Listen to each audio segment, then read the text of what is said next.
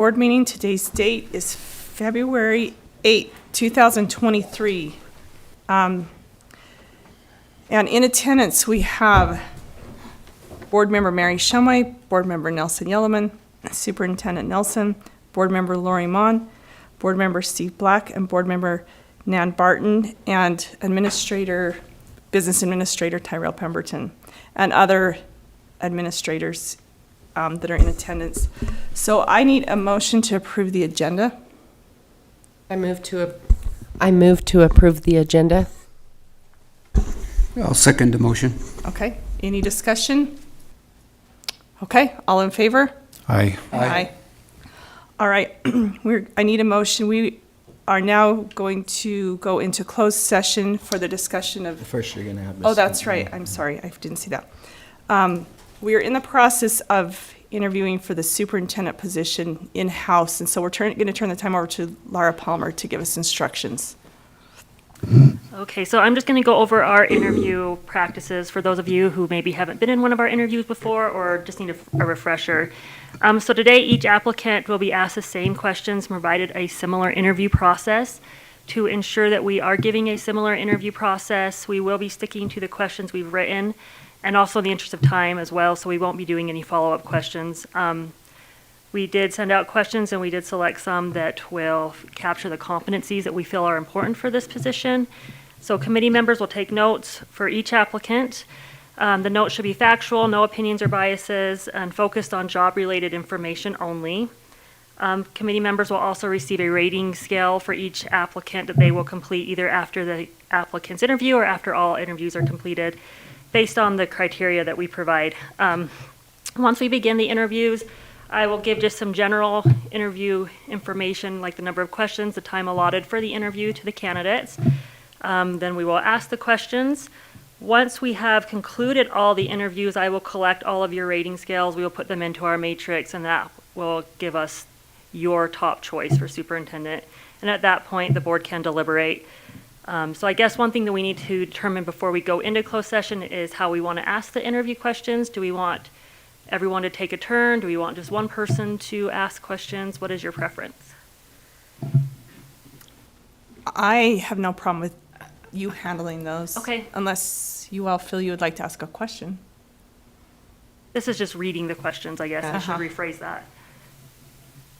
I think if you read the questions, I've found in the past that, an applicant will kind of talk just to the person who asked the question, and that helps facilitate them talking to all of us, even though we're hearing the same thing. Yep, I'm happy to do that. So that was kind of the rough. Do you have any questions or anything else? Is everyone comfortable with that? Yeah, I'm fine with it. Yeah, you good with that? Yes. Okay, Okay. all right. That was a very quick overview. So does anyone have any questions before we move forward? Now, after we go into closed session, is that an appropriate time if we want to include a question or for all of the candidates, of course, if there's, or... Yeah, so I do have them printed off, but if we want to have that discussion before an interview starts, we can. We definitely don't want to slip one in mid-interview, so. Right. But I guess the questions are closed session information. So Yeah. they're not public. And I do have, if we were to do that, I would want a little bit of time to get things ready, because I did print off a copy of the questions for the candidates to read as well, so they can kind of follow along, because they are kind of lengthy, so they have something to refer to, so. Okay. Okay, and just an overview or a clarification. We do not ask additional questions or stray from. I find it's better if we're going to say we have an equal interview process that Sure. we don't, because that could be misconstrued as us leading one Right. candidate But over if we another. Yes. Add one, it's added for everybody. Sure. Yep. Okay. All right. Okay, Thank you. yep. Okay. So I will need a motion to go into closed session. We have a few minutes, because once we're in closed, everything goes off, so we might need to actually wait until 10? Or are we ready to go now? You're good to to go go. now. Okay. You're good to go now. You just wouldn't, yeah. We just wanna start? Give you a Okay. little bit of time to get in there and get set up All right. and ready. Okay, so I need a motion to go into closed session for the discussion of, well, personnel or the interview for the superintendent position. I move to go into closed session to discuss personnel. Okay, motion by Mary. Do I have a second? I second the motion. Okay, roll call. Mary, excuse me, Mary Shumway, yes. Nelson Yellowman, yes. Lori Mon, yes. Steve Black, yes, but I plan to be excused from the process because of perceived conflict of interest. Nan Barton, yes. Okay, all right, we will go into closed session. Thank you. Already been approved, and so we are going to start with our San Juan Quest update, and we'll turn the time over to the superintendent. Yes, I wish to recognize and a huge shout out to our counselors this week. It's National Counselor Week, and I'd also, along with that, I just recently we had an opportunity to see our crisis team in action, and we generally, we need them at the most difficult times, and they are always there. It's been amazing, and it's been way comforting to see them arrive on a scene and work through issues. And so all of the members of that crisis team and our counselors that are providing counseling and support in our schools, I just wanted to recognize them and acknowledge them with this being their week. So, Okay, thank you. And actually, that's been a need in our schools for so long, and just to see that we actually have some better supports in place over time has helped. So thank you, and thank you to them. So we will start with number 1, capital plan follow-up. Mr. Pemberton. Okay. Just a couple of things. So back, I believe it was our November board meeting, the board had approved us to move, or might have been October, to complete the fuel site upgrades at our bus barn here in Blanding.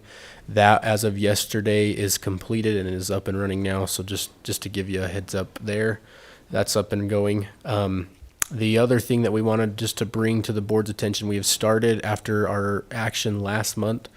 We have started drafting procurement documents to hire professional help in planning, preparing, and designing our upgrades that we approved last month. And so that will go out hopefully soon. Part of that discussion, the board will approve the selected vendor that is awarded the contract based on our procurement documents that we put out. The question that we have for the board is, does the board want to have representation on the evaluation committee of the architecture firm? Or do you want to just receive the recommendation from administration through that evaluation committee? Because that will play out over the next couple of months, and may even before our next board meeting, we would if we're able to get it out and receive responses to those documents, we would have an evaluation committee meet to evaluate those proposals that are submitted.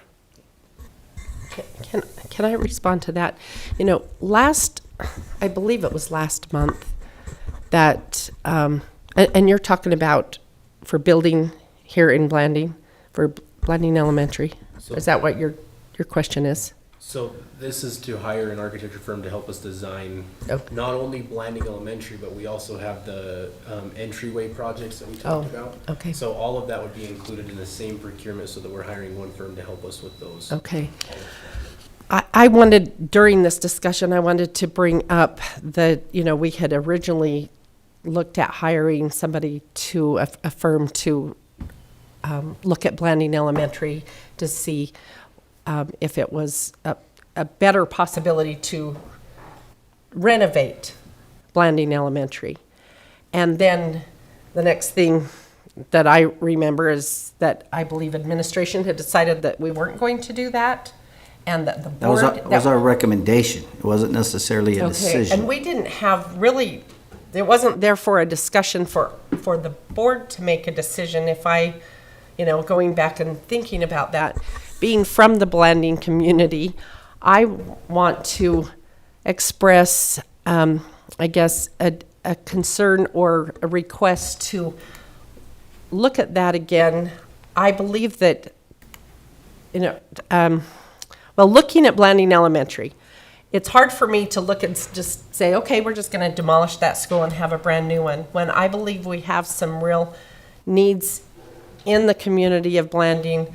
I took some footage of a basketball game the other night, and I know many other people did too, because you couldn't even get into the door anymore. I don't know if you were there, but the need for maybe a type of a gym that is not included with Blanding Elementary is possibly a bigger need. Now, I'm not saying it is for sure, but I'm saying I think it's something we ought to look at. In a year or so ago, I mentioned that was a need in Blanding Elementary. I had a conversation with a principal recently talking about that gym space, and we have kids who are riding a late bus.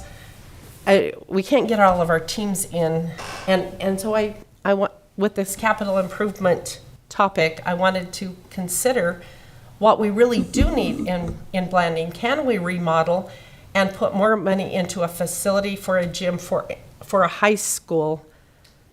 I believe that may be a better need or bigger need that we need to look at this point.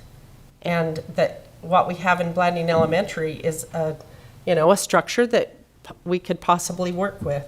Now, if I remember right, we did take action last month. We all voted to go ahead with, will you correct us, Tyrell, with the action? So, It can always be changed if there's a different need for the community. We did. but are we on a timeline? Do you want to kind of lead us with that? So we did approve the recommended actions last month. And that recommended action was to move forward with planning to prepare to build a Blanding Elementary School, to build a new school, not to renovate it. So that was the action that was taken. That's the way we've started to draft our procurement documents, is to design and build a new building. And so that's the actions that we have taken so far. We've started and prepared those documents to procure those services with that in mind. But what I'm asking for is to back up just a little bit and do a real needs assessment in the community of Blanding, where we are going to do our next big project. Those of us who live in Blanding and try to attend events at San Juan High School, a lot of people won't even try to go. There's not enough room. You can't find a place to sit, and if you do, you're sideways, you're uncomfortable. People leave because of there's not room in that gym. We need to look at the real need that we have here in Blanding, instead of just say, well, let's just build an elementary, let's tear that building down, let's build one, and then we still have that need. If we're going to spend the money here, let's get the community of Blanding involved in a needs assessment of what the community feels is most needed. And maybe but I'm saying let's just look at that. So this is my question though. If, I mean, we've had some feedback about a needs assessment for another gym, but how do you solve, if most events are held in the existing gym at the high school, how do you solve that problem? That's what we need to I mean, assess and look at. I mean, this is, Our recommendation, though we didn't do it formally or even far enough to call it thorough, but really, we had based that on, we had gotten just overwhelmingly, everyone that we had talked to or took time to come talk to us, because many made it a point, wanted a new building. They did not want to remodel. They were like, you aren't going to try to remodel this old building, are you? Anyway, so I had received a number, I think Tyrell had received some, and we got thinking, if it's close and Blanding feels that way, but certainly we could do a survey and look at that. Now, I don't know if, you're talking about gym need and new building. I don't know if the two, I think some of the public are going to say, yeah, we want a new Blanding Elementary and we want a new gym. And then we talk about how big we want that gym. And so that's going to be the issue, but I mean, I think as we get going into plans and designing things, all those questions are going to come forward, every elementary school we've built in the last recent has had a gym either attached other than Bluff. And I think there's going to be some talk of putting a gym, but then there may be some talk of saying, let's have the gym, but maybe put it at the high school, or let's put it at the elementary, or, that has been a process that's played out in other communities. I was greatly involved in the one in Monticello, in that debate. So I know it played out Yes, there. And we need people in Blanding who have an interest and attend things in Blanding to be involved in this and make the decision about this, and not just, well, we voted on it once, so, we're going to move But- forward whether it makes sense or not. But We're the ones who live. Where here, I'm a we're little the ones- confused is, why are you thinking that if we were to remodel, that would just save money and it'd be more money for a gym? Is that what you're implying? Yes. Okay. Yes. If we all had what we would really like to have, every community would build every building and every gym, but we know we can't have that. We have to be careful with these funds that we have for education. Blanding is a 2 and sometimes 3A school. I attended a basketball game in in Montezuma Creek recently because my son-in-law coached a team that went to play there, so we went to we went to see him because we don't see him often. And it was so nice to sit in a gym where we weren't crowded. It was a nice experience. And I had forgotten how horrible it is to sit in San Juan High School's gym. We're extremely crowded. And I'm sure breaking the rules of capacity in that gym too. So I believe it needs to be looked at carefully. That's only when the little girls dance. Not only, but it is definitely a bigger problem when the girls dance. So based on the things that the community of Blanding wants to spend the money on, when it's Blanding's turn to have things, we need to take those into consideration, is what I'm saying, and look at that. And So my question is because we had that discussion about the cost that would be involved with a feasibility. 80,000. Correct? And we had decided not to spend the 80,000 for the feasibility, which I'm not saying we can. I'm not saying we can't look into it, but that's probably something. So am I right, Tyrell? We need to spend the 80,000 for the feasibility to see if a remodel is even possible. Is that correct? That you was can remodel anything.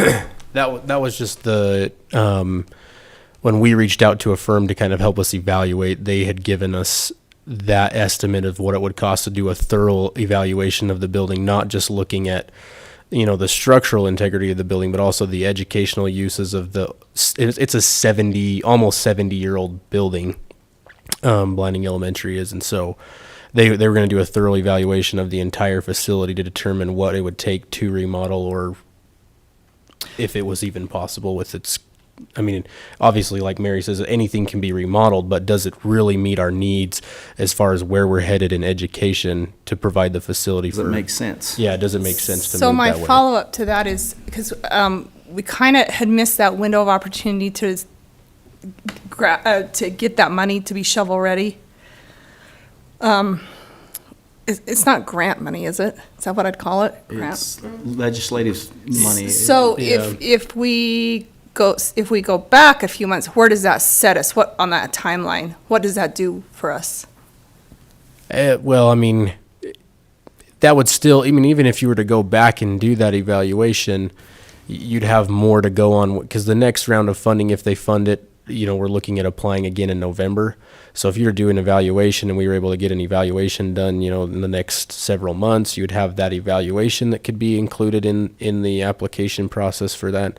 But it does, if we were to do that, obviously that's several more months pushing the project back down the road instead of having a new building prepared to go, if that's the route we still want to end up. So then if a new building wasn't feasible, let's just say the remodel wasn't exactly feasible for the money, and we decided the new building was the best option, does that put us back to where we would miss that window again to be shovel-ready? Because could you have both? Would you have the evaluation ready and then, the remodel pretty much figured out, and then just say that didn't work, and we wanted to do the new school, would we miss that window again? I don't know that we would have the time to do an evaluation of the building and have firm design a new build if we still decided to go that route by the time the next funding opportunity rolls around. Do you have any comments, Steve? No. Dan? Colleen? One thing I could add is I do think it's possible, I know a couple of individuals that are really good at this, that we could send out a survey, and that could be done very quickly and within a week, depending on how long you want the survey to be out there. And we could ask questions such as, what would be the highest priority, a new school versus, and I don't know how we'd word it, but something to deal with a new school versus a bigger gym or more money available for a gym. We'd have to put some thought into that wording, but we have a system that can throw out surveys very quickly and bring data back to us very quickly. That would still put us back to the next board meeting before we'd ever, before you meet again, that we'd be able to bring that data back to you, but that is a possibility if you'd like some public. A couple of months or a month isn't a big deal when we are looking at spending money that is going to last us for the next, say, 70 years. And we seriously need to look at the needs in the community. And we have an astronomically high number of kids who these gyms serve, as well as the seating capacity. But I think we could all agree that the more kids who are involved in things, whether it's in gyms or music and all kinds of things, that we have less problems with them, that they do better in school, they do better in society. And I hate to say, well, this is going to put us back a month, so let's not do this. Let's just go ahead with what we've decided. Let's look at a possible remodel that will cost us a lot less money, and then a possible bigger facility that will facilitate the size of this community and the needs here in Blanding, and do a survey of what people want their tax dollars spent on. I would kind of counter that a little bit, Mary, just in that we have a facility that students still are able to participate in extracurricular activities. So I wouldn't go as far as saying that they're not able to participate, because I agree extracurricular are great, and so go ahead. I didn't say they're not able to participate. I said we have an astronomical amount of students who are participating, and how good it is for them. I didn't say did I? I don't believe. I don't know. Go ahead, Tyrell. But then I worry that, are we prioritizing a gym over an educational facility in a new school? I'm not disagreeing either way. I will accept whatever the board decides to do. I do worry that we have a facility. Obviously, it's not as comfortable as you may get somewhere else, but it is currently meeting our need as far as providing extracurricular activity space for those students. And when you mentioned gym space, like Superintendent mentioned, if we're looking at a new building for a Blanding Elementary School, that could also be included in that discussion of is there a new gym that we could put either with the new school, or, as you mentioned, locate it near the secondary schools to provide that extra space for those students that are participating, so that there is a higher number of students in the Blanding schools, that they would have that space. But that's just my question. Sorry, I just have a question. Is there anything wrong with the current structure being Blanding Elementary? Because I know when Bluff was getting a new school, there was sewage problems. There was quite a few problems where we needed a new structure.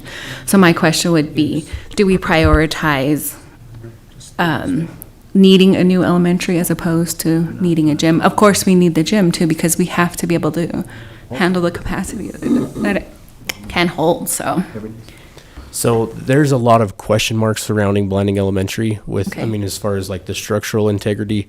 There's nothing that's like a major red flag right now, like we had when we were dealing with Bluff Elementary School. There were major red flags. But there is a lot of question marks that we haven't like peeled back the layers. If you talk with our maintenance department or any other professionals, that we haven't really peeled back. And that was part of that 80,000, was to really peel back the building and say, this is what we can or cannot do, and really evaluate it, cost effective wise. Is it better to remodel and put several million into a building that you're still going to have to rebuild in a few years? Right. Or is it better to just build a new building because it's 70 years old? So it was looking at a lot of That would be my next thing. Who would want to wait another 70 years for possibly getting a new elementary when you could get it now? So that would be, one of the questions that we could add to the survey if that's something that we wanted to do. Well, in the past, and when I had any comments about what happened, what we were going to do in Monticello, I was quickly reminded I don't live in Monticello. Anyway, I would hope that we can support looking at a remodel that would cost a lot less money for Blanding Elementary, and that we look at a facility that this community can go support the high school events at and really get the people in there who want to attend, and that we have more room for the students and for the community to support those students. This is something that we should look at carefully in Blanding, and anyway, we've spent the money in some of the other communities, and now it's time to look at this very carefully, because whatever we do now, this community the money's not going to roll around to this community again for about another 30 years. So what is our gym space in San Juan High School? How old is that gym? How are we going to do that? So let's take the time we need and do it right and meet the needs of the community.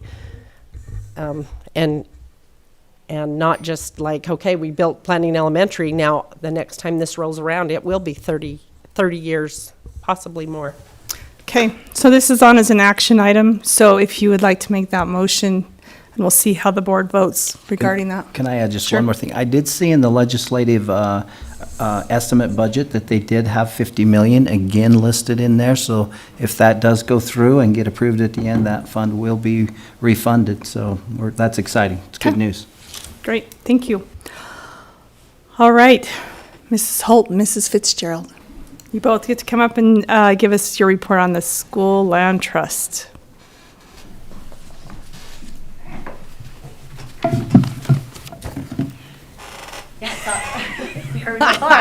Hello. Yeah, so I don't know if you really want us to go by each school. You can see the data there, or if you'd just like us to field questions for anything specific that you're looking at. There is one thing I would add for Benedict Sky Elementary School. Not all of the data was showing on there, so I did want to inform you on their plan that has been updated, and they did make progress on goal number 1 in grades kindergarten, significant progress, first grade, and then partially met the goal in third grade, but not in second. So I just wanted to give that update. That will reflect on the USB website for School Land Trust, but that wasn't up to date on here at the time that you received this. So actually, I think the report is great, thank you. It gives us kind of a guide. And I don't want to sound negative at all, because that's not what the question I have is a lot of those goals said they didn't meet them. So my question is are we setting them too high? Are they attainable and hard to meet? Do we need to size them down a little bit? That's kind of the pattern I saw through there a little bit. So that's exactly the conversation. So we've been having the principals. So remember, Right. this is the report for last year's Yes. plan. So they're into this year's plans now, but this is the summary, then the financial summary for that. So there is a little bit of everything that you're saying. There is, some of them are too high, some of them missed it just by like 1/10 of a point. Some of them were pretty good. And some of them, with a couple of our software programs, they didn't roll over the historical data. And so they also realized that if they're not going to be able to retrieve that data, they've got to change their measure. So that is something, and so we did substitute, a couple of schools substituted a couple of data points, for instance, like ARL, that we didn't have benchmark data for junior high because junior high did an adoption last year, and so we didn't do their benchmarks. And so he looked at their RISE data for those data points. But that is something that we're looking at very clearly and helping them to simplify that data so that it is readily accessible and that our measurements and our goals really are attainable. The other thing I just wanted to note, just out of interest for you to know, is on the expenditure side, the total amounts and carryover, the reason that you're seeing a few of those that have a pattern that they weren't paid out in the fiscal year 2022, but rather 2023, those were purchased at the school level. They were, most of them were delivered to the school level, and the PO process was not completed on a couple of those. Secretaries aren't there all summer, and for all of them, and so we have caught that as well for next year. And we've worked with the business office and with our secretaries and our principals to make sure that all of those things are clearing. So the carryover on here shows a little bit different than what you'll see on the website because of that. But in general, they were below that 10%, which is good. And to speak to the river region, it seems like forever ago, but there was a huge outbreak with COVID still last winter, if you remember. We've had fun since then, but I think it was the Omicron outbreak. So if you look at our attendance records from November all the way through February, I mean, we had a significant decline in attendance for our river region schools. So partially the reason we haven't met these goals is a lot of these goals are set based upon intervention practices, tier 1, but a lot of this is paraprofessionals that are providing intervention. And so when students aren't in the building for various reasons, we know this particular case, that does impact their ability to make that amount of growth. I think we do see a lot of success in the data of where they, across different grade levels, have met those goals, but there are some that did not, and that is a portion of it. I think the other piece of it that we struggled with in the river region last year was hiring of paraprofessionals. We really struggled with being able to fill those additional positions. We have greatly improved that now. We still have a few open positions, but we've been able to hire strong staff coming in. So when you either don't have someone filling a position that you have funding for, that's part of our carryover that you'll see in the river region. You also maybe are hiring a sub to do a position that we haven't filled. So just that ability to instruct and be more effective with intervention practices is better when you can hire and train someone versus having a sub come in. So that explains some of the reasons why the goals weren't met in the river region schools. Okay. Any questions? Okay, thank you very much. Very much. All right, before we go to our presentations, number 3, superintendent search process discussion. We are, as a board, still dealing with that in-house, so we are at that point. That's the information I'll provide for you at this point. So we will, Mr. Nelson, would you like to be front and center? You're first on the list. You are first. Glad you're here with us. Glad to be here. Thanks for having me. All the new board members, welcome. Thank you. Yeah. All right. We just got to pull everything up. You pull the right one up. Yeah. Do you want to speak to anything while we're looking at it for a second? Well, I don't know if I want to echo some of the words with the gym. I don't know if you all understand the amount of activities that we have that maybe some other schools don't, when you include the drill team, the cheer teams, both boys and girls basketball. The wrestling team is bigger than ever, and that little wrestling room is tiny for them. And you see in my board presentation, I took a picture of one night when we had a basketball game, and I thought maybe the fire marshal was going to shut us down, and it's uncomfortable. Kids are running everywhere in front of with the design of everything, but just throwing our 2 cents in with that, we feel like we've outgrown the gym. And it would be nice we're probably the only 2A school without 2 gyms in the state of Utah. And it makes where involvement's hard when you have practices at 5:30 in the morning, you have practices at 5:30 at night with bus students, because we want to get everybody we can involved that have the opportunity. That is, if we could just practice after school and do our late bus every day at 5:30. But there's my 2 cents with that. Hey, we'll put that as one of your challenges right there. Yeah. Oh, and to add to that, the amount of different activities because of the larger school that we have, we also have a C team, a JV team, and a varsity team of each one of those. And some of the smaller schools, just it's so many more activities and so many more teams at San Juan High School. And I'm just going to ask you.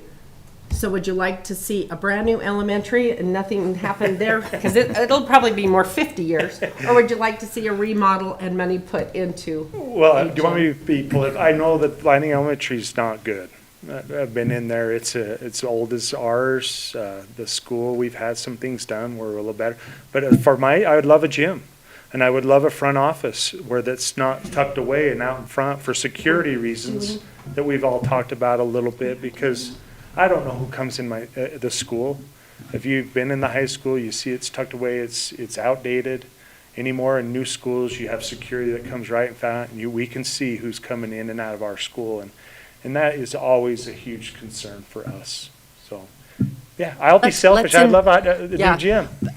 But for you, I mean, it's For the just a community, serious need, isn't it? For Very, very, very serious That's need with fine. the Okay. front office and a gym, so. But, Okay, we're All not right. going to ask Nan to be first because she's new on the board, but does any of this side have questions to start with? Just want to make a comment real quick. Since we're talking about the oldies. When the schools were not built yet down south, all the kids were bused to San Juan High School. Everybody went to school here.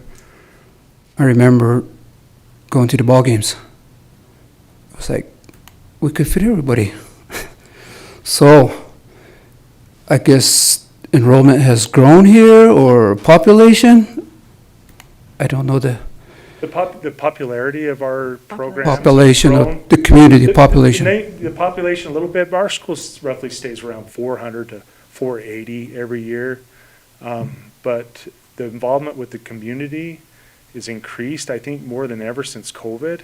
People love to come out and support our kids, and you love it. Anytime anybody comes to San Juan High School, they go, how do you do it every night? You fill the gym, you fill the football stadiums, but we've got great people that work for us that and great kids that do great job and great things and have accomplished a lot with 2 back-to-back state football championships and a state basketball championship last year that hadn't happened in 30 years since I was a senior. Throw that in. And also, Blanding Elementary is a great need as well. I mean, 600 plus kids, right? I mean, 180 days, I believe, school days a year, and how many days or nights of the gymnasium is being used out of that whole year? You gotta. days in a year, 365 days. No, in the use of the gymnasium, how many days or nights is being used versus, well, at full capacity Yeah. versus the elementary, like Tyrell has mentioned. Which weighs more? Elementary kids going to school every day, or gymnasium use very little? I'm not opposing. I went to school here. I grew up here, so I know what Blanding is about. Yeah, we do use the gym a lot at full capacity, not every day, but there's about 1 million different programs that want to get in there. High school programs that want to use it all summer long, all year long, that thing's being used all the time. And weight room and all those kinds of things. So it's a 24/7 facility. Well, we like to shut things down by 9, obviously, but there's always people wanting in there and be a part of it. And it's like where the community comes. We're the central hub of our community. But I'm not going to disagree with the elementary school definitely needs some upgrades for sure. And they're our future, right? And we want these kids to be proud of their facilities and be proud to become a Bronco at some point. Thank you for the information. I don't go to the games here that often, or so. I'll give you a free ticket. Come on up. Thank you. Yeah, anytime. You're welcome. We'd love to have you. Okay. Did you have anything? I had a question. Do you guys use or share with the middle school too? Is that something that can be done to? Well, Brian his gym is 24/7 too. Also? I believe that he's facilitating a lot of the elementary travel teams, his junior high programs that are in there. So he has hardly any time in his gym as well. Even for our high school kids, we have to schedule, and he's really nice if it's high school stuff, we're priority when we can't have. Let's say we have a game at 4:00 with the boys basketball. Our girls teams, fortunate enough, Ryan has worked with us well where we can have practice up there, but he still has his junior high programs too. Okay. So they're always in there and they're always being used. And we love it, we love when kids are involved in doing things. Is that the same for the rec center as well? Is that always at full? Is that not available? It's not really available. With the connection with the college, a lot of the times they have the college kids in there, and so it makes it difficult, especially with travel, kids getting down there and things like that. It makes it more difficult. Okay. But they've been really good to let us use it if we had to. Okay. We have a great partnership with the city. Well, I asked because I attended a 5A school and we had 6 weight rooms and everything else, and then 2 gyms as well. But we facilitated with the junior high or the schools surrounding within the That's district what's- too, so. I'm sorry to interrupt, but No, that's that- what, I mean, that'd be nice if we could have something here where we could coordinate together. We've always collaborated well with ARL and we're both using it. I'm sure they would use it as well, you know? You could collaborate with BES too, with the new school and the gym. Yeah. Will they have about 4,000 seating in that thing? No, not yet. Don't want to take anything from our elementary kids because they're our future and we want them to feel a part of our high school as well. Right. Okay. All right, so I don't have a gym question, sorry. Well, dang it, I like talking. Will you speak to how you switched from be a Bronco to part of the herd? That's clever. Yeah, well, my assistant Kind of talk about how that works. Jan and I collaborated with it. We wanted a little bit more as a group. Be a Bronco is more of an individualized thing, but the herd of Broncos, so be a Bronco, join the herd, and join the herd meaning get involved. Our biggest push with kids, when they're involved in things, they're more successful. It's proven. Whether it's sports activities, unity clubs, HOSA, Gamers Club, all these things that we do offer at our high school that allows a kid to be involved and find different areas where they might grow a little interest. We just had our CTSO competitions down here today and at the college. Kids from all over the county, all our school did. It was fun to go down to the college and see all those kids participating. And I am a firm believer when they're involved and they feel like they belong, that they're going to be more successful and be successful adults. Makes our life easier as administrators, that's for sure. That is, so how have you recruited for those? So we do all kinds of things. It's a constant, we do Club Rush at the first of the year, where we have each club come in and do an assembly. Then we do a sign-ups all week. And then they have built-in club meetings during Bronco time if you're not failing a class. They have service projects within those clubs. I know Unity Club, NHS, FBLA all do service stuff, so they're giving back to the community. That gives us so much, because we do ask a lot of our community, and so we want to be able to give some service back. But just constant club meetings, feeling involved. We're out in the hallways. Teachers are always trying to talk and get kids involved in whatever aspect or element they want to be involved in. So. And one last question, concurrent enrollment. So now you're having teachers on site. So are they, has Utah State approved them? Is that how that has worked? They have to be Okay. approved by USU. What do we have, 3 teachers right now? 3 Jana? or 4? 4. Kelly Monticello, Shanda, Tracy, and Camille. So it's if you looked at our stats with our concurrent enrollment, Yeah, I up was looking at that. 184, not up, we have 184 For classes that kids are courses. taking. It's pretty exciting.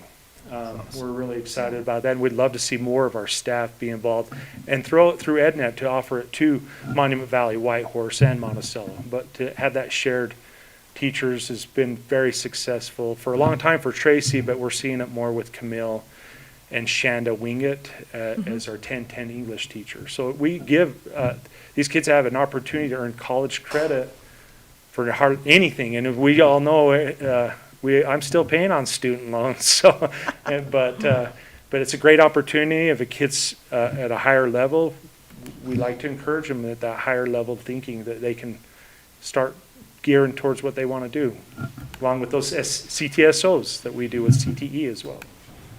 Great, thank you. Anything else from the board? Okay, thanks. Come on, Oh, Mary, I so have to have a question from you. Okay, this says on here, I have a question and then a comment, but academics has improved 60%. That's really a vague statement. What does it mean, academics has improved? That's probably with the learning plans. Maybe so we've found our tier 3 kids that have struggled with multiple class. So we've set up, 35 to 40, 30. 37 of 40. So those students, since they've been on that learning plan, have gone up 60%. So maybe that's a miscommunication on PowerPoint. But those kids with those, we call them success teams, and they're involved with Jana and our counselors and a teacher, parents, and we do check-ins with them. And their grades have improved immensely since January. So we're hoping to see, as we go through our trust lands, that you'll see a higher percentage of kids passing all our classes. Our goal is everybody graduates, everybody passes classes, right? And we did suffer some of that learning loss with COVID, just like everybody in the nation. So we have to tackle it in different ways, and this is our way to find it, and we're finding it some success. We're anxious to see at the end of the quarter where we'll be. Okay, thank you for Yeah. that. And then I just want to acknowledge the large number of kids who are involved at San Juan High School in so many different activities, from things that happen in the gym to things in music or clubs. And if you want to see how remarkable it is, start going to some of the different events. Monday night is our Royal Review. Oh, Our coach that's is right. now having our Unity Club come and dance, so we'll have some of our Native American stuff there. And you'll see a packed house at the Royal Review. So, yeah, Yes. Monday night at and- 7. Okay, Monday night. And the homecoming parade is real evidence of how many kids, because it has every single club, and those floats are full of. And so what I would really be interested in, maybe your next report a year from now, is the number of kids who aren't involved in anything, because it looks like to me almost every student is involved in something. And I know that most of these things have eligibility checks, but not all of them. Maybe the clubs don't. And so it increases the academic learning as well. Anyway, it's, thank you. Well, and for- I have to brag about my teachers and staff. They work tirelessly to make sure kids are involved, and they're club advisors. They're going above and beyond for our school climate and culture. So a big thank you to my teachers and my staff from everybody in that building. It's why we're all there. We're there for the kids, and they know that, and I'm so proud of my staff. Thank you. Thank you, Ryan. One more Appreciate thing. your leadership. Go ahead. Oh. I want to congratulate the San Juan High School football team, back-to-back state championship. It's awesome. I have a nephew that's played 2 years in a row now, Oh, who is a senior this year, so I'm really happy for them and their school. Like it sure is fun. I'll tell you what, there's nothing like it. And then we Was at the state game watching I too. was there. we hope to be we've never won it 3 years in a row, so Coach Christensen's got his work cut out for him. But he does a great job, so. Tell them we said tink you. I will. Thank you, guys. Thank you. All right, Mr. Palmer. Do you want to tell us about your gym? We can answer any question you want. I'm just kidding. Okay. Who would like to start? Well, I will ask you, because Okay. we randomly, it wasn't even about, building a new gym. We randomly had a discussion recently because about, and then he started telling me about the gym use. So I didn't ask him, but that's part of what brought on this conversation today. So go ahead and tell the use of your gym and about kids being bused and who are involved in activities. Yeah, we do. Our gym is very full. Colleen asked if we coordinate with the high school and share it, and we definitely do. We kind of have a priority system in scheduling our gym, and we start with our own activities first, and then outside of that, there's high school basketball teams that practice in our gym every day, whether it be the boys team or the girls team, the C teams, varsity teams. Until 7:30 every day, our gym is being used by either one of our teams or one of the high school teams.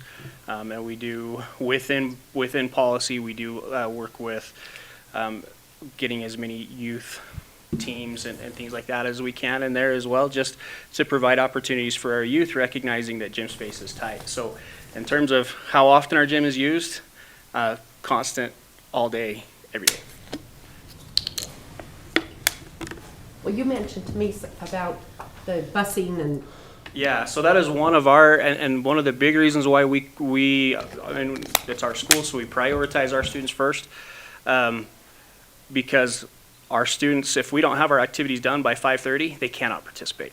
They can't. So our activities have to be done by 5:30 because we've got to allow opportunities for students that ride that late bus to be able to do that. And we don't feel comfortable providing anything outside of that. So there is a challenge, you know, when you see at the high school particularly, where if they've got a boys and girls basketball practice and we're in season at the same time, they're practicing at 5:30, from 3:30 to 5:30, and then again from 5:30 to 7:30, and there's that cutoff where there's students that don't have that opportunity to ride the bus at 5:30.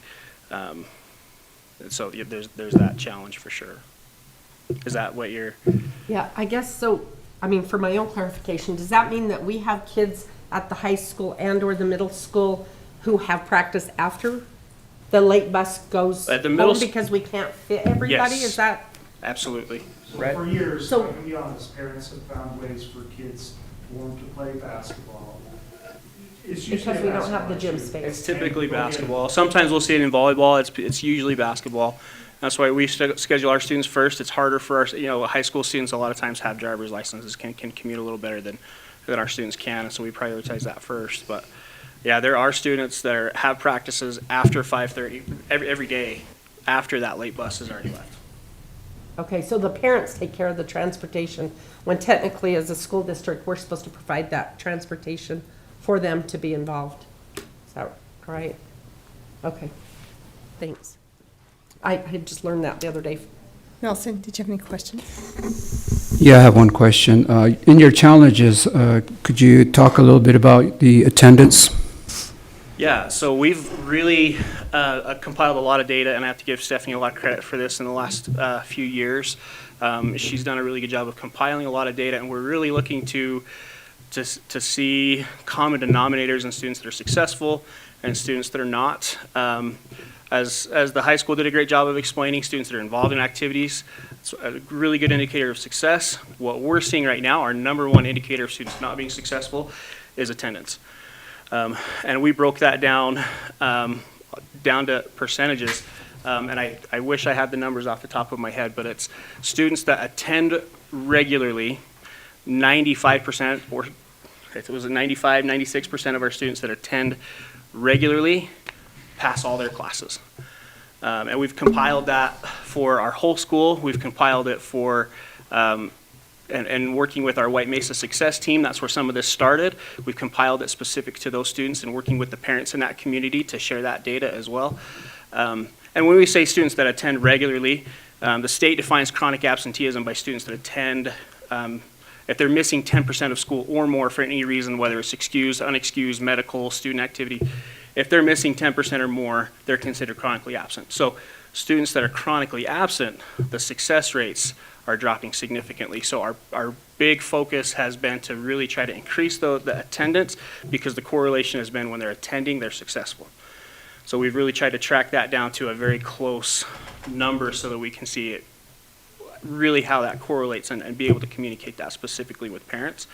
And then we're trying to put in plans with parents, with other community members to try to ensure that we're increasing that attendance, particularly with those students that are showing academic struggles. Thank you. I have a follow-up question. Go ahead.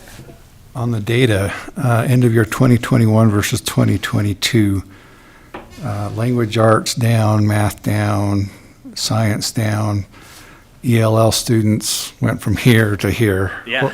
What's going on there? What are the factors? What are you seeing? What are you doing Right, to correct that's an interesting, the right, decline? it's an interesting data point to look at.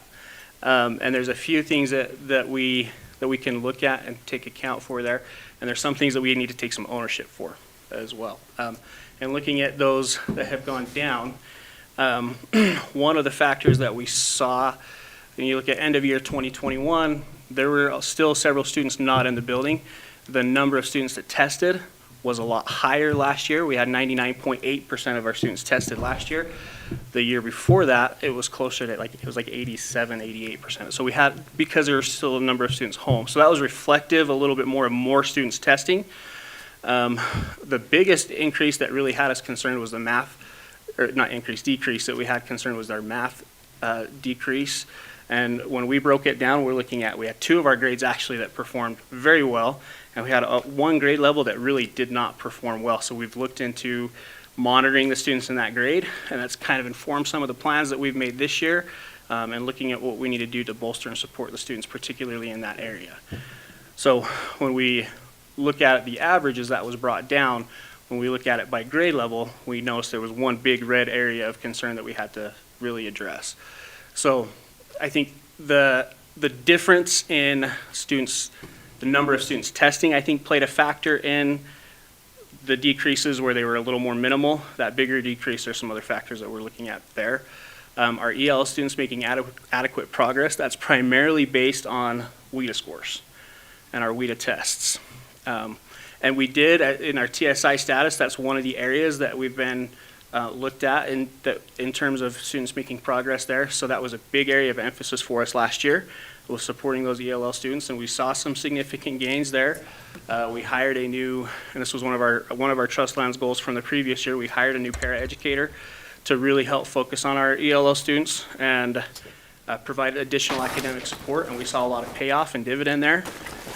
And so we've used that data both from what's gone right to see what we need to continue doing and areas that we know that we need to make some progress. Thank you.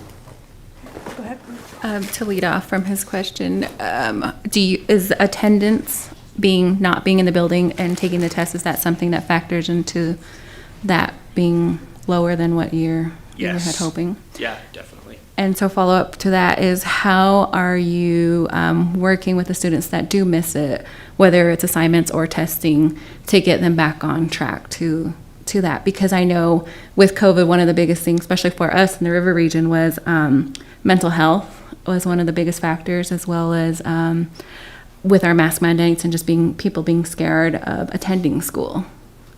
Right. That we definitely can't take away from the effect that has had on students. And we've worked closely with Trevor and the Student Services Department to try to offer students as many opportunities as we could in terms of counseling and support. We partner with University of Utah to allow students to have access to counseling on site on a weekly basis as needed. One thing that we do on a school level as well, we have what we call a YES team. It's Youth Empowerment Services. It's similar to the Success team that Mr. Nelson's talking about, where we meet. We really try to identify the students that have the highest need, whether it be academic, behavioral, social, emotional, attendance, and we meet as a team to really identify those individual student needs and then put plans in place to support them. So those plans look very different for the students depending on what their needs are. But we do that on kind of a tier 2 and tier 3 basis depending on what those students' needs are. And then working as closely as we can with parents. We work very closely with liaisons to provide support for the students there as well. We also run an intervention, so if they miss a test or class, we have intervention every day. So specific teachers will pull those kids for what they missed or what they need to be retaught. So that helps with that. But we also, our counselor does a student success club with kids who have chronic absenteeism, and we've seen an increase in their attendance already, and we've only been running that a couple months, so just more incentives. One of the students on the Success Club went from first quarter missing 16 days in that quarter alone, which that's almost enough to identify them as chronically absent for the entire year, to in second quarter missing 1 day, and their GPA grew by 1.8% with that one student alone. So. Well, and I know attendance is always stressed because I think my kids are one of those that are chronic absentees. And the reason why I ask this is because I know Canvas and math, everything online, it's not always available. And if somebody has mental health issues, they're not going to want to attend school. They're not going to want to be in those groups. They're not going to want to be identified and pulled away from the group overall. So I wonder how you're working with the students that have mental health issues in that capacity and saying, can we do this at home? Are we following up at home? I mean, of course you want your student to be in school and attend school, but what if they just socially they can't? And we work with we do work with students in that exact situation, and I think each individual situation is different and needs to be addressed to fit that student's individual needs. And we've worked with we've worked with district personnel to come up with modified schedules as needed, to come up with opportunities for them to work in other areas. It really is. We have a few students that we work with on that right now, where we do work through those, like I said, those modified schedules, some different changes to how their schedule looks, to when services are provided, how they're provided. Each instance is going to be a little bit different. Okay. Okay, thank you for your work you're doing. We appreciate it.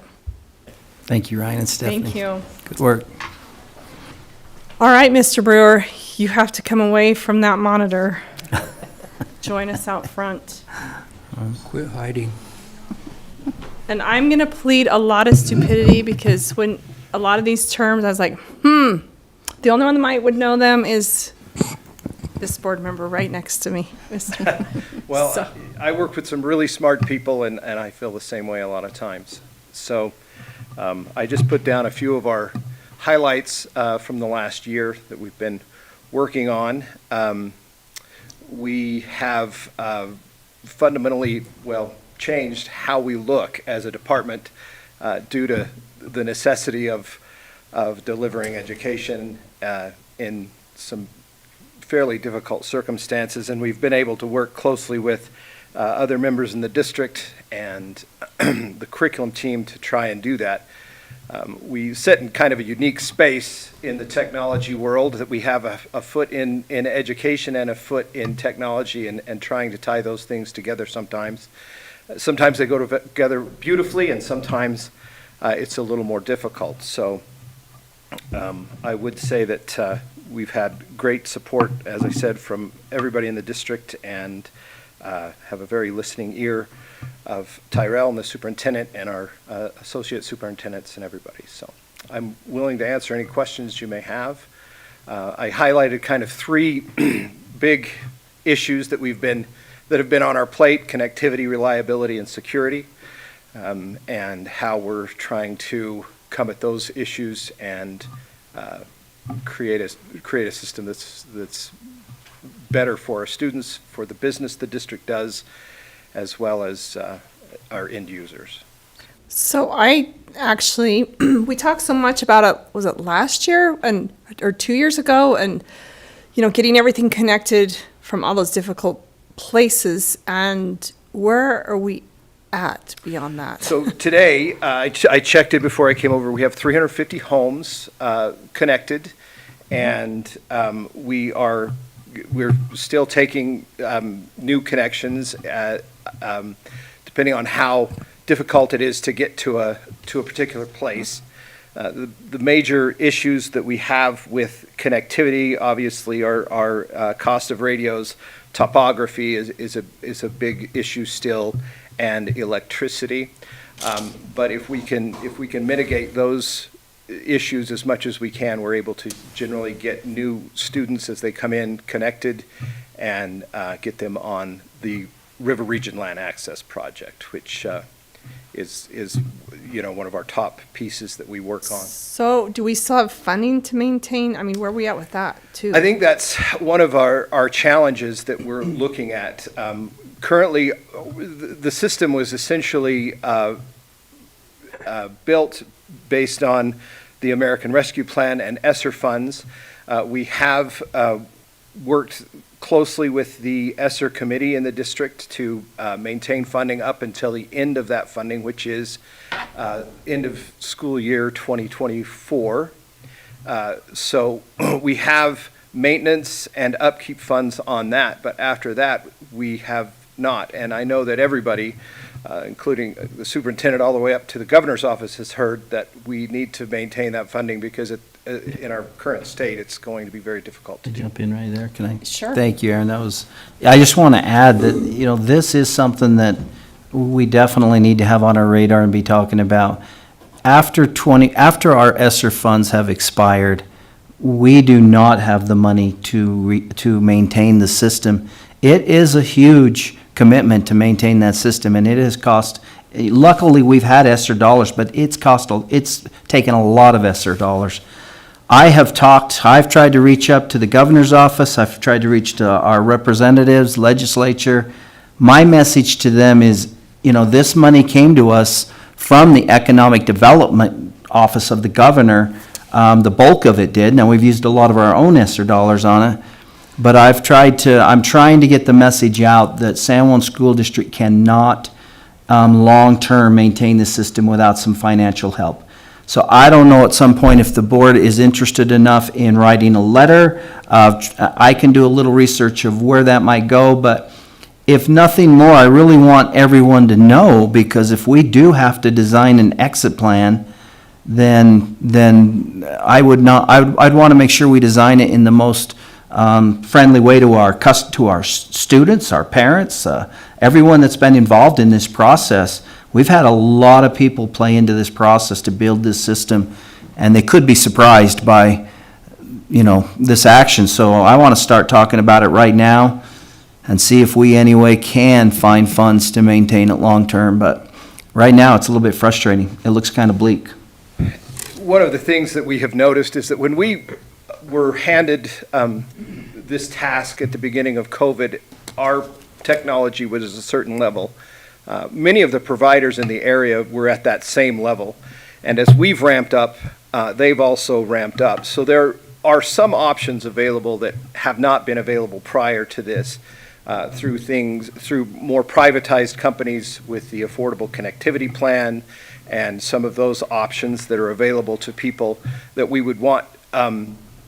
Whatever it looks like going forward, we will include some of those opportunities to at least lessen the burden on our department, essentially, and hopefully, in my opinion, deliver a better product to the student and to the homes right now, because there are a lot of complications when you put a public network into a private residence, and that line is always hard to dance with. So hopefully so not only are we looking at funding to maintain the system, but also opportunities that parents or community members have that will give them the connectivity they need based from a private company or an ISP. And that funding expires the end of Next year. 2024. September of 2024. September 2024. Yeah, okay. Questions? Yeah. Seem to be the only one. No, you're great. I did have a question.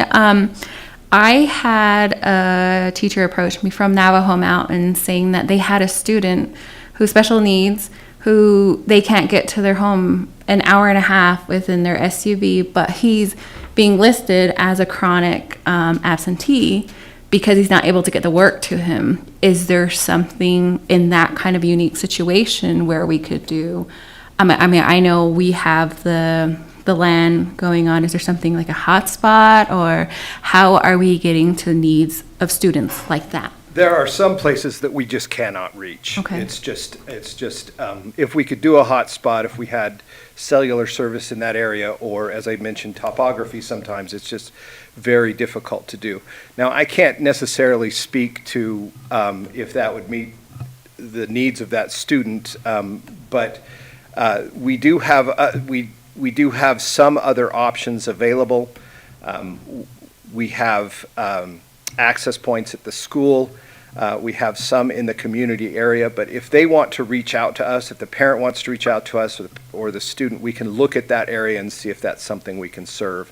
Without knowing specifics of the situation, it's difficult to know. Right. But yeah, there are some areas that we just can't get to, and sadly, we've tried, honestly, we really have, so. Okay, I have their information and I can give that to you. Yeah, Maybe yeah, that's that would be something that we great. can do as well. Steve, did you have a question? Anything else? No. Thank you so much.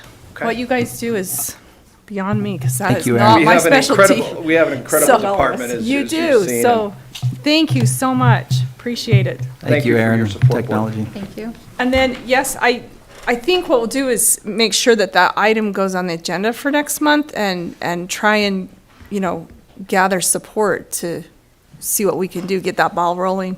Okay, yeah, So- that would be greatly appreciated, and we have a better price model and a cost model than we had at the beginning. Okay. So as we start to write those letters, or we start to look at those things, we actually have some Perfect. numbers that we can put to that. So, Okay, thank you.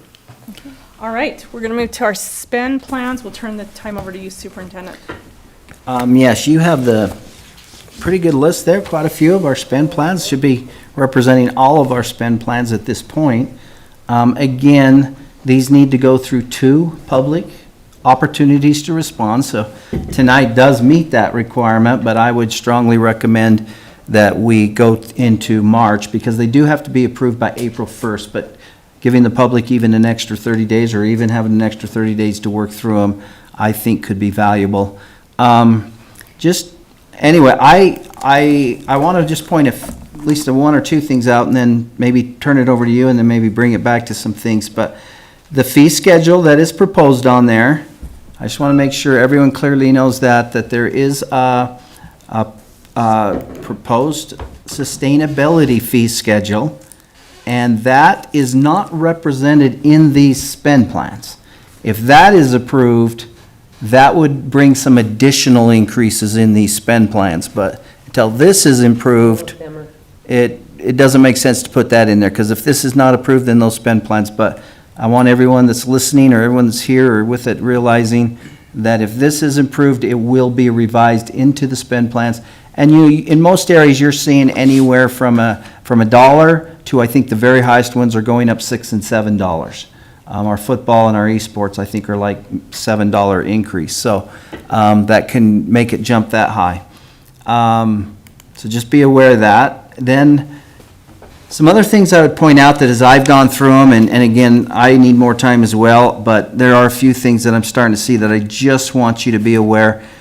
There's some things that and they may have been in last year, so I think there's some things that may even got through last year, but that I still want to make sure the board knows and is, if you're improving it, you're approving them intentionally, not unaware. So anyway, things that are maybe a little bit interesting. For instance, I'm seeing towels now that I don't know that I've seen in the past, towels. And, I can certainly see why we use towels, but, some things, if they can come from home, can come from home. So we've got to look into that and make a decision there. I might need some more explanation from coaches on athletic pant. That's showing up a lot more frequently. And I'm not exactly 100% sure of what that is exactly doing, but all of a sudden it's very common. It's common because we got together as a secondary, athletic pants, a sweat pant, or a jogger type thing. These people warm up. Warm up. Okay, We warm just decided to go up. So maybe just the name's different. Yeah, so it's now. It's terminology. Having their polo shirt. It's the new way we're trying to start. Everyone has a polo shirt. And are the You can bring that towels up. the like spirit towels, or is it? I don't think so. Where, yeah. does The anyone towels know are like specifically? in San Juan High School girls basketball has a towel. So, It's when you get off the floor, you're sweaty, your hands. Those, right? Yeah, that's what I'm saying. I have a bunch I of don't, towels. I don't know. I could bring We two might need to out. get more, I actually They're a thought, buck, right? Dish towels. There you go. That's on, which one yes. again is that? Oh, San Juan High girls School's basketball. and it's in other That's places. right. That's just, I'm Right. just giving you one example. The other thing that I'd point out is, a few things coming in, even like socks. And again, if socks are part of the uniform, they need to be on the spend plan, but I'm wondering if, anyway, I'm just wondering if we're deciding it just looks better if we all have the same sock, or we make sure everybody has a good sock. So we might need to clarify some of that, but, and then I'm also seeing an increase a little bit in the fees for camps and clinics. That's climbing. And I did see one example where there were 3 camps in the summer. And I don't know that we've ever approved any more than 2. And I don't know if the board wants to wrestle with the amount of those or the number of those, or saying they need to be somewhat, in our area to some degree. But that's something also that I noticed was maybe changing quite a bit. And then I would, jackets are also something that's maybe increasing.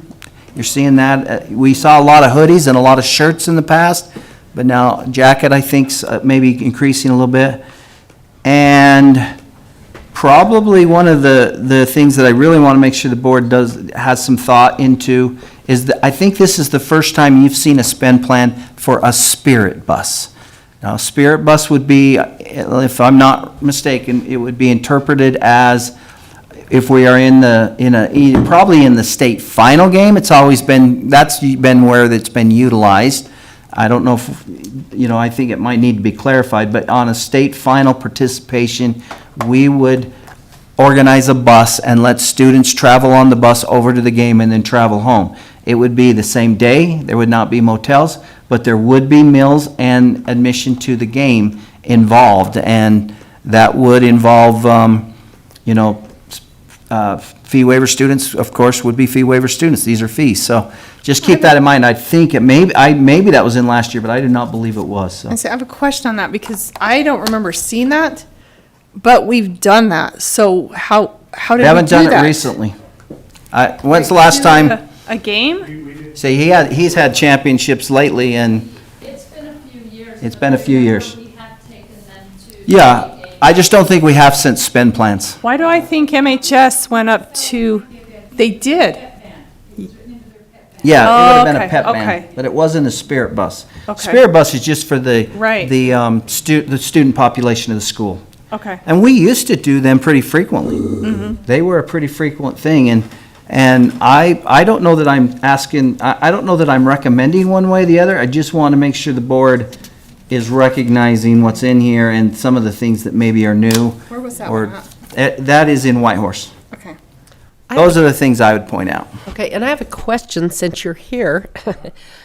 Since you brought up the towels, I looked at that price and it's $15. I think that's what we do. Like athletes always have towels to wipe off. But those little like towels, I know that, Rally towels. those rally towels, is that what you're talking about? I think you're talking about an actual. A real towel. I mean, I've bought a lot of towels recently and the most I've ever paid is like $6. But, They're probably personalized.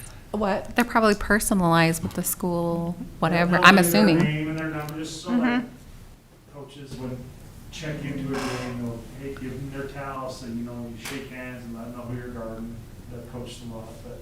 Okay. But I don't know if it needs to be 15 or 2. Yeah, and- Yeah, so- And then my other question, I know we've asked this in the past, but I want to continue to ask this question. This, like for instance, girls basketball, the total price is $1,589. And when we mentioned the fee schedule, it's only an extra $1 on some, it's only an extra $5 to $7. That's on our end saying that, and the parents that have several kids, they're saying, it went up $7. It went up, it's significant when you're paying it. And for instance, for a child who's not on fee waiver to pay basically $1,600 for one sport is a lot of money. I paid for 2 step-daughters for these real. I'm so sorry. It's expensive. It's expensive, but what I want to ask is, like on these T-shirts, the hoodies, the athletic pant, are coaches following, or they, do they pick something and then it's good for the duration of the student's high school career? With the travel kit, like the athletic pants and the jacket type thing, I know a lot of, we've asked coaches buy them every 4 years so that these. And some freshmen- people get them, I mean, they end up having to pay twice, but some of them just once. Is that being monitored so that it's actually happening? When you have you have a new coach, but last year's coach bought brand new stuff, so this coach says, oh, I've been looking and through the catalog and I'm so excited, this is what we're going to buy. To be honest, we have them with new coaches. Yeah, we definitely need to look at that and be better with that and find out who's using travel gear, hence athletic pants and athletic jackets. And we're getting more centralized at our school where we purchase things, because we have a rep that comes down and will actually come to Blanding and work with our coaches. This is called DSN. It usually gives us. A salesman Yeah, who's trying to get us to spend money. Yeah, right, exactly. Like, we're probably their best customer, but most of our programs use it, but we definitely need to communicate it with The hard part is new coaches. You nailed it. So is it something that the financial secretary could manage because the money's coming in and out of there, and look back and say, no, that you can't change yet. It's not 4 years. That's a good idea, because we do have each coach give our financial secretary an outline of all the spend plan in a spreadsheet, so she makes sure who pays for what, and maybe we could include that when, okay, we don't need new travel. But that would be district-wide, not just at San Juan High School, but that would be helpful, because somebody new who comes in, they're all excited sometimes just about the gear. A coach, I've seen that, and the parents are, and students are struggling to pay this. Right. I've had new coaches this year, that's been a challenge in figuring it Now, all out. if we get new coaches, they have the same process to go to if they'd like. So when they immediately see their spend plan, they could, if they get it back on the board agenda for 2 months, it can be revised. It just needs to go through that same 2 public viewing process. So there is a way for them to revise if they think there needs to be changes. Well, yeah, and I'm just talking about them anxious to spend the money, that these things, hopefully in all our schools, those new pants and hoodies and T-shirts are the same for 4 years, so that students aren't spending this amount of money every year to play basketball. It's too much. We try to limit the amount, like, that's like the most, obviously with a spend, and that's, you cannot go more than that. We try to get where it's less than that. Do we really need the hoodie this year? No, let's go with a T-shirt. You can look at their budget and say, you can't afford a new travel gear. You've got to look at maybe a team T-shirt that's a lot cheaper. But it's in that spend plan, just to, they're able with the program and what's in their funds, that they can actually do it within the spend. Okay. And is it also monitored, just, you're the one I'm asking all the questions to, because San Juan High School's here, but is it also monitored so that, you know, the T-shirt says 20, but if the T-shirt was really $18, that the student is not charged more than $18? That's, and Ryan's saying the same thing, that that's an actual amount. If it's $18, they're gonna make it $18. If the jacket's 60 instead of 75, we're not gonna charge you. We're not gonna ever overcharge. But, yeah, I mean, and that is, If we're gonna have the ongoing thing, these has to be at the oh, okay. I'm done. Thank you. Okay. Thanks. So the superintendent has one more.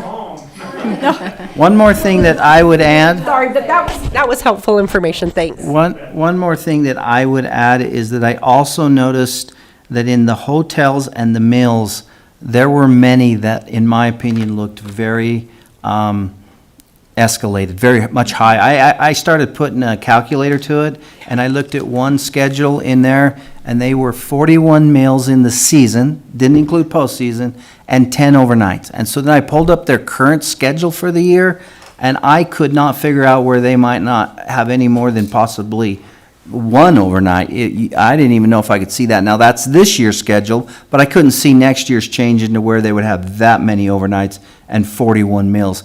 And of course, this didn't even include postseason.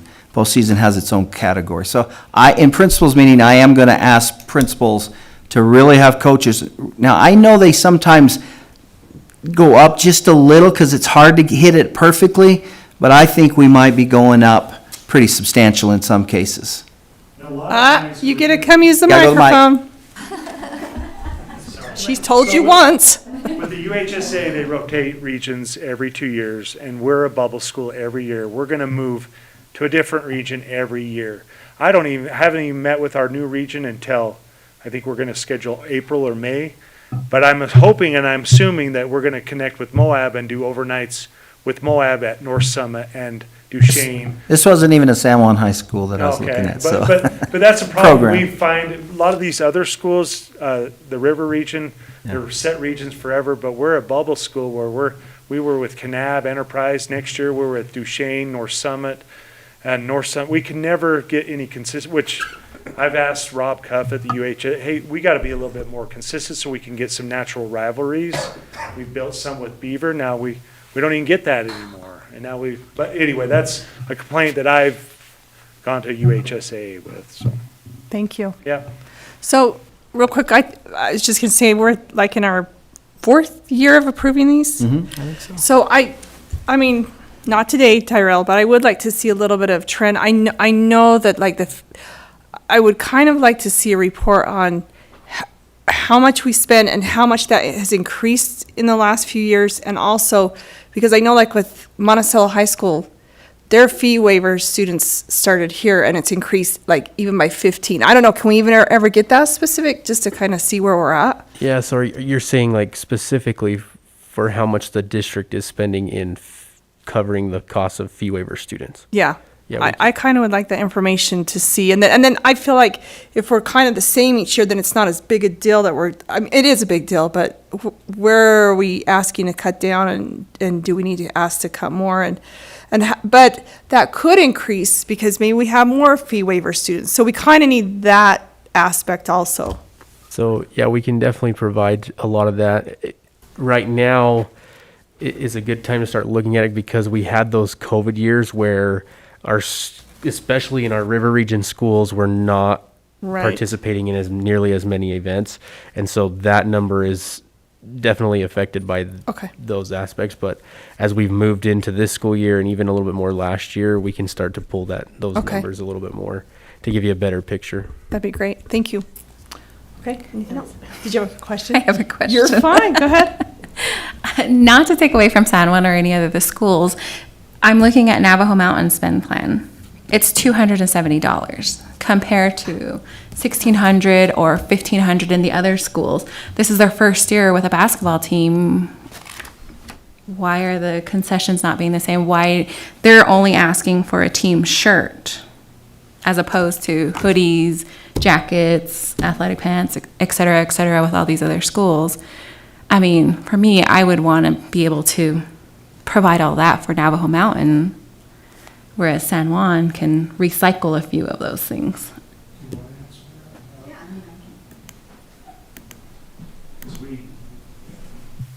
Yeah, so I think the first comment is Gary was not part of the secondary group. He was unable to be there. So his amount that he has there for a team shirt is $100. So that's probably, he's putting an amount that's maybe includes more than a team shirt. Okay. So, I mean, that needs to be fixed. So I think some of that's clarity. And they had, with their teams, Navajo Mountain sometimes has smaller number of students participating.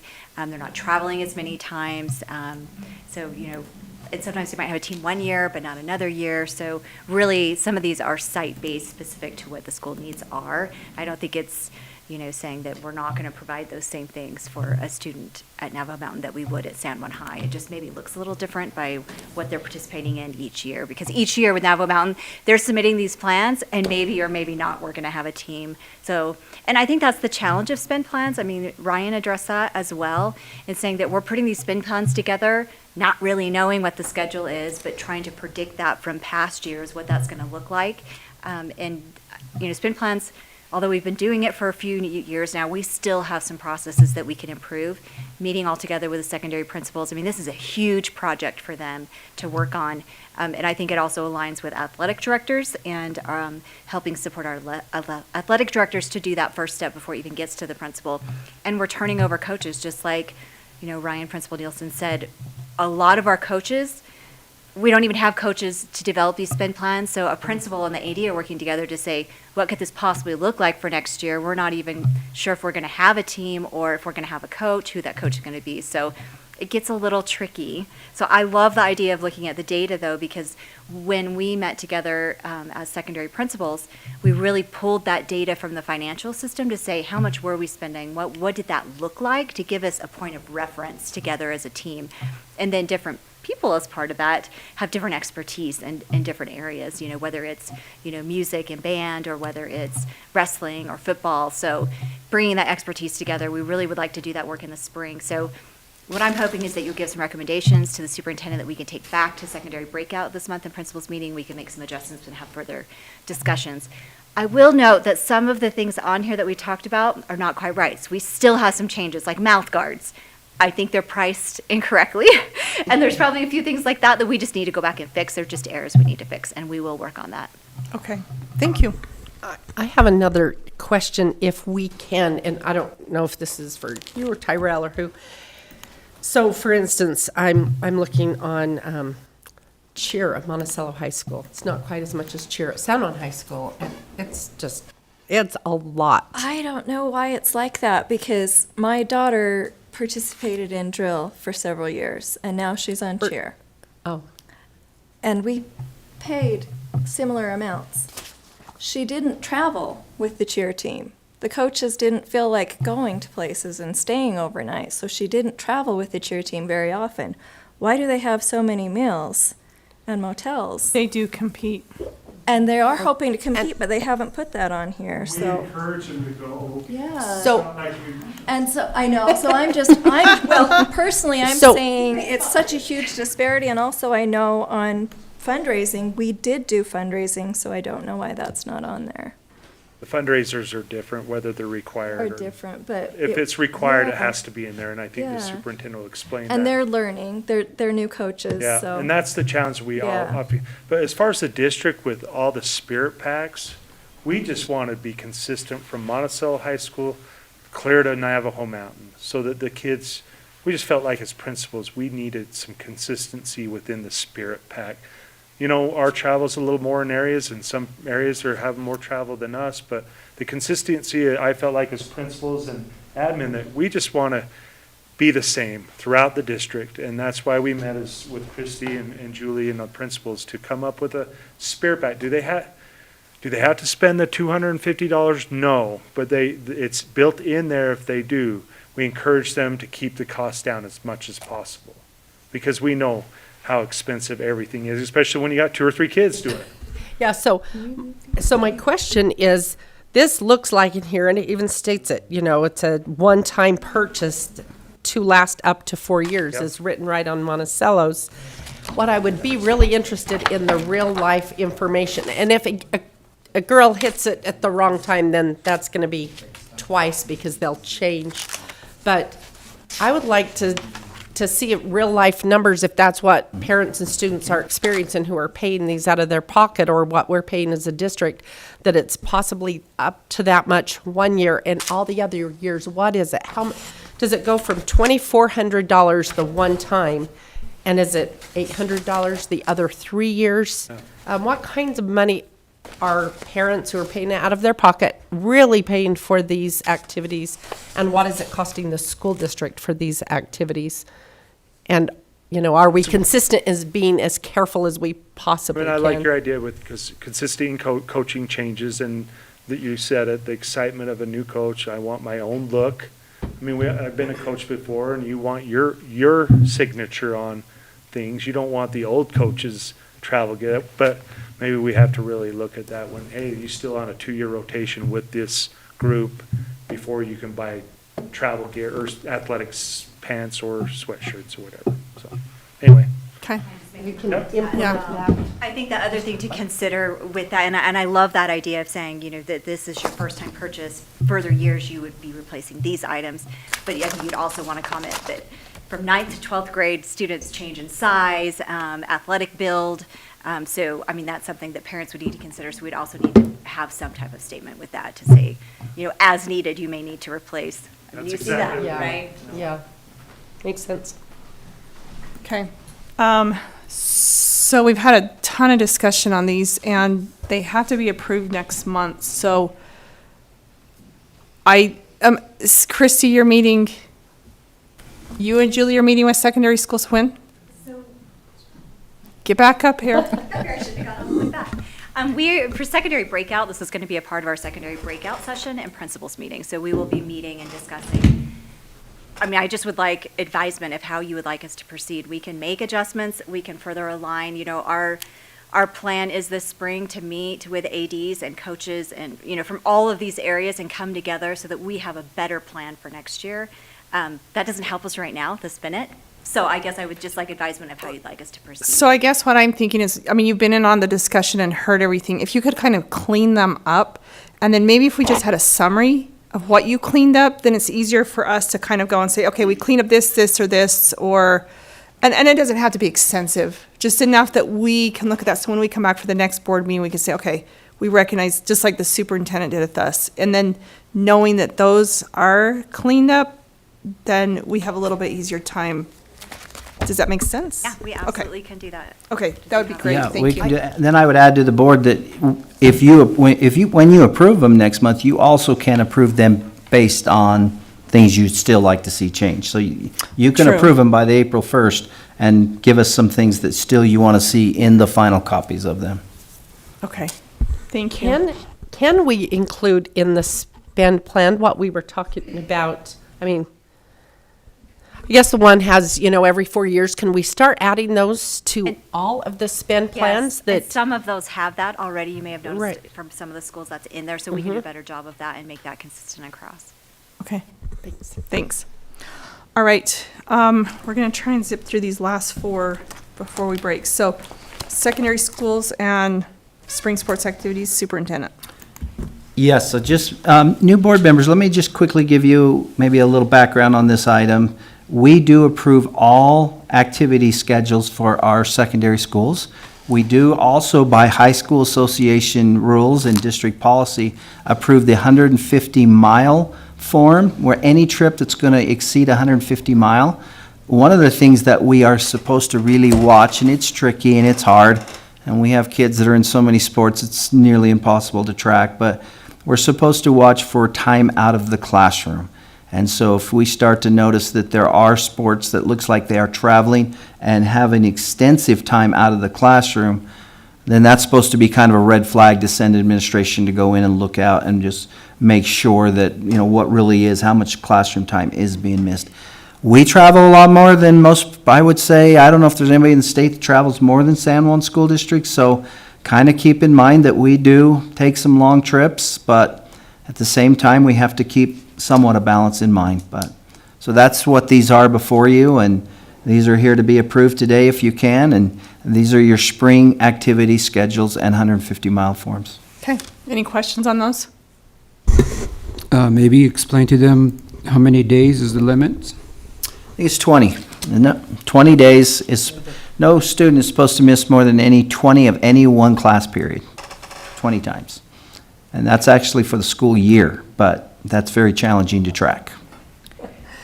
A question, is that something we could add to the eligibility? Maybe if that's something we can note that they can check when they do the eligibility checks? We could look into that. Schools do monitor their attendance, and, where it gets a little tricky is often our athletes are doing very well academically, so it's a real challenge but anyway, we could certainly look at that. Like if we wanted to get the data going on something like that, that would be a suggestion. If they're absent from the classes and they're struggling, but if they're not struggling, if they're doing well, then, it's not a problem. I mean, it doesn't seem to be a problem. I know that Sevier School District, they finally came to that conclusion that if they have kids who are not in attendance, as we had mentioned, we talked about attendance here earlier today. If they're struggling, then that's a problem. But if they're not struggling and they're in school activities, then they said we've quit harassing the students and their parents about that if they're doing well. And I think that goes to your point about eligibility, which they do monitor. If the student is struggling and not meeting the eligibility requirements, they are not allowing them to be on these trips. So, good point. Okay. Graduation dates. Yes, this is Hold on. just, go ahead. I'm sorry, Nelson. If you look at track and field for Monument Valley High School, there's a couple there that has a mileage of 77 and 29. They're under 150 miles. Do they need to be on here? Well, that's on their schedule, I think, right? Yeah, that's just their schedule to give you an idea, but if you have to go to their 150-mile form, it's probably the one next to it on the agenda. Okay. Which would be their 3 trips that do exceed 150 miles. Okay, go ahead. Graduation dates this is usually about this time of the year, we start putting them on your calendar. I know you, at this point, probably don't know exactly what you'll be doing that last week in May. So this isn't the night to start talking about who will attend, but if you put dates on your calendar now, and then you can hold those dates on the ones that you want to be committed to as far as attending. At the end of the year, we'll do a little roundtable where we will kind of get Eva usually gathers this data where we kind of get an idea of which board members are attending which promotion and graduation events, and that way we kind of have an idea, and it's helpful to the principals to be prepared and know who's going to be there. So right now, I've just asked you to put those dates down, and especially the ones that you want to target. Okay, thanks. And then if you'll just move into our proposed Yep. 23-24 board meeting schedule. About this time, this is another thing we usually look at in the February, March area. We start identifying next year's board meeting and putting input into it. This is just a tentative schedule that's very closely aligned to this year's schedule. So that's not to say that things could not change any way you want to see them change, but this is just a starting point for being very similar to what we have here. You will notice that in March, it's changed to avoid spring break, or that would be a week earlier. And in June, it is moved back a week because we usually move that June one back due to when we get our tax data Right. information. So, but let's see, where are we at? Oh, I'm sorry. Oh, I just went out of that to look at something else. The March date, we have historically met before spring break, Which we could. which That's we just, do for renewals. Yep, we certainly could. So Good point. I So that would would put that suggest that early. we've strategically done that. It's important to do that before Yep. spring break. We can change that. Which would put that on the 6th, I believe the 6th. So Okay, we can certainly change that. Thanks. okay. And then lastly, if you'll lead into the number 8, the lawsuit versus social media platforms. Okay, so this is very, very similar to something we've talked about, those of you that were on the board a year or so ago when we had the vaping lawsuit, which I can give you a little update on. That's current news right now in the state, but there is a law firm, and even the state of Utah, with its AG office, is contemplating a lawsuit, but there is a law firm that is taking up a lawsuit against the social media companies, primarily Facebook, TikTok, and Snapchat. They're parent companies. They believe there's been much damage done to youth, and that they have been specifically targeted to be pulled in to these platforms, and then from there, that it has not been positive, it's been very negative for them, and that there has been significant measurable damage. So they are going to sue these companies, and you can see the contract is there. They are giving an opportunity to any district that would like to sign on. We do have a contact person by the name of Heidi Alder, and she would, if the board wanted to, either probably virtually, but she would certainly answer any questions and meet with the board to try to give you as much information you want if you are interested. Now, we had this very similar situation with the vaping lawsuit. We chose to not jump on with that. I will tell you that in my superintendent meetings, they are giving updates on that. The state of Utah was awarded a $10+ million settlement, and then they said that'll flow down to the districts as it's distributed. I really can't figure out, they haven't given the exact amount how each district would have done, so I can't estimate to what we may or may not have gotten. But there was a payout, and it came fairly quickly because of, again, the damages that vaping is bringing to our youth.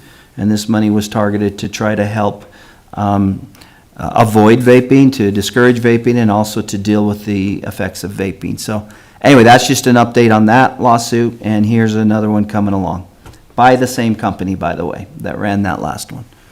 So it is an action item. If this is something that doesn't need to stay on the agenda, I just put it out there for the board. I just want you to have information that's supposed to get to you, and that's why it's on the agenda. Any comments? Feelings?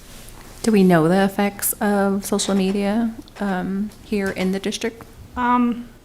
I don't know specifically. I'll speak to that. He'll speak to that, but the other thing is we may want to bring. We've had quite a bit of significant, what's the word I want to, just problems with especially TikTok. Right. The challenges and the things that we've had to deal with in the area of TikTok has been very evident in our district. And then, of course, just the distraction of Facebook's always a major, but anyway, TikTok has had a very negative influence on our district. So if we're interested, we could do that meeting virtual next board meeting, at least speak to the representative of that. If anyone's interested. Go ahead. I saw the vaping issue kind of as just tangentially related to education. And I saw it more as a money grab rather than anything else. But I see social media directly impacting our ability to educate our students at many levels, at home, in the classroom, getting them away from their phones and stuff. Okay. So that is, like he mentioned, on as an action item. So if we can either, I will propose that either to take further steps or to keep it on. So either way. Okay, we are adjourned until 6 o'clock. Very good.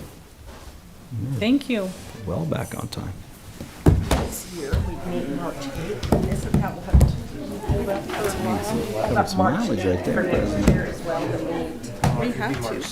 Oh, March 6th. Can you Okay. I was thinking, wait a minute. look at this? Because I wonder if we need to take out that last.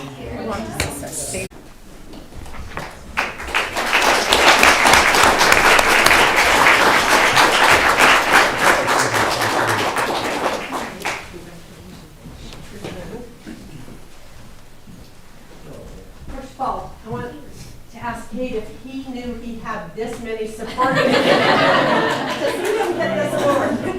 Thank you for being here. All right, these awards are given every month in our school board meetings, and we have people who nominate employees. So this nomination is from Reagan Workman, and it's to, for Kate. As a substitute teacher, San Juan High School girls head basketball coach. Being a coach, but also taking the time to be a very involved substitute teacher.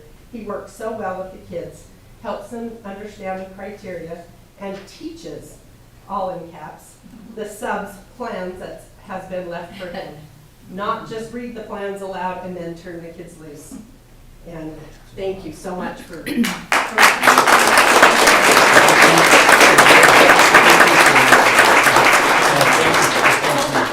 Picture. I'm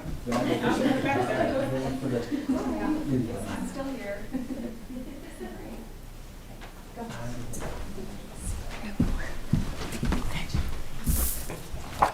And then we have Robin Henderson, if you'll come to the front, please.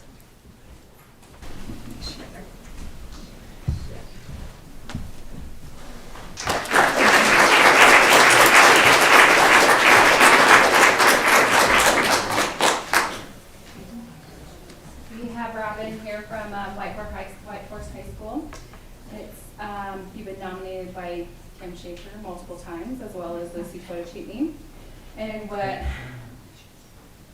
Mrs. Schaefer said, as well as Lucy, we know we can depend on Robin for meticulous and timely completion of all assignments. I simply do not know how we would operate without her assistance. Thanks to many jobs well done.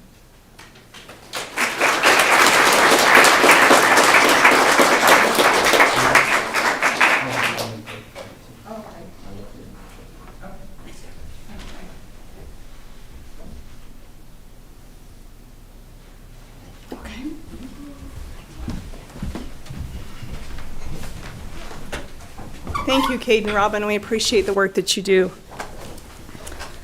So now we are to the public comment of our meeting. And so before we begin, I'm going to read kind of a disclosure, I guess.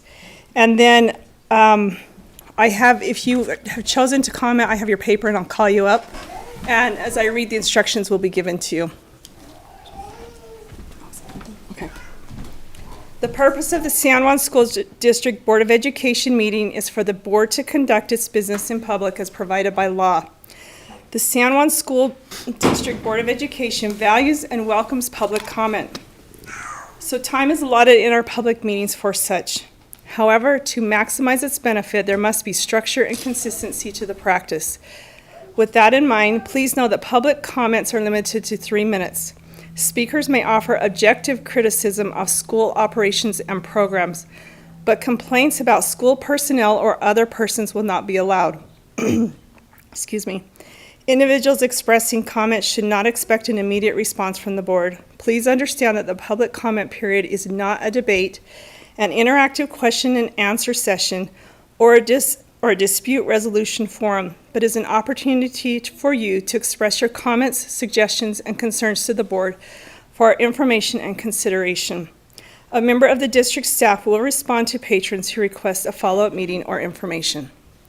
So, Logan Monson, are you here?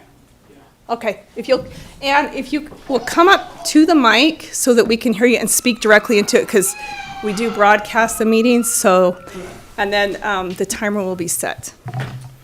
Okay, my name is Logan Monson. I serve on the school community councils at the elementary school and the middle school. I volunteer my time in classrooms and do my best to actively support the youth in any way possible. The mission of the San Juan School District is to unite parents, students, educators, and communities to enable all students to become empowered, literate, well-adjusted, and productive citizens. I'm worried that the mission statement is losing focus. I'm concerned that we have let our guard down on uniting and striving to create positive relationships. I'm concerned that consistency has taken the back seat. It feels as if one or two people are given the power to represent a whole educational community with little input from stakeholders when it comes to the continued employment of their leaders and educators. Having different opinions on things is what drives success. Asking questions about an assigned task should be seen as a noble trait. Taking advantage of experiences and thoughts of everyone involved should be our focus. More than 1/3 of our city's population spends most of the week in school with teachers and administrators. This district has hired, and at one point in time trusted, to give them the best chance to lead a successful life outside of the education system. These kids spend more time with those teachers and administrators than they do with their parents or guardians.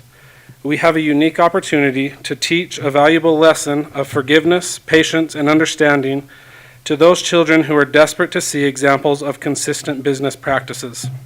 How every single one of us responds to situations like this will go down as one of our biggest teaching moments or our biggest teaching failures. We often worry what the world is coming to and how our kids will be able to navigate it. We want to take the opportunities to teach and inspire them. Showing respect, politely standing up for something, and approaching conversations with kindness will be the best lesson that we can pass on to the younger generation. I'm not asking for a decision to be reversed or the blame to be redirected, but I do have 2 requests.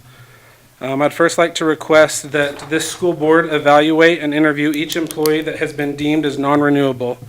Get their side of the story, make sure that those administrators that have been hired as experts in education are training, teaching, and inspiring every employee that they interact with. This will take time and this will be burdensome, but as parents we need to see that those we have elected will be willing to show due process. My second is to please evaluate policy 4330. This policy states that the school board shall appoint a joint evaluation committee. It shall consist of 3 administrators, 3 parents, and 3 teachers. I would like to know who's on that committee. I would also like to see a copy of the San Juan School District Evaluation Program. This policy states that the evaluation process shall consist of surveys from students and parents, and for administrators to include teacher surveys. I have not seen any kind of opportunity to provide my feedback, and would ask that this board take that into consideration when investigating this policy. Thank you. Thank you for your time. Thanks. Okay, Rachel Koalas.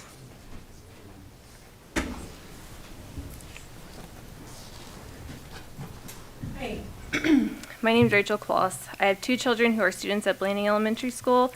I'm an HR professional who currently works with and has worked with several corporate vice presidents at a Fortune 500 company for several years. As an HR professional, I understand the need for clear policies to protect a business. I understand that you'll tell me policies are clear, that our teachers, staff, and administrators accept their terms of provisional employment when they sign a contract.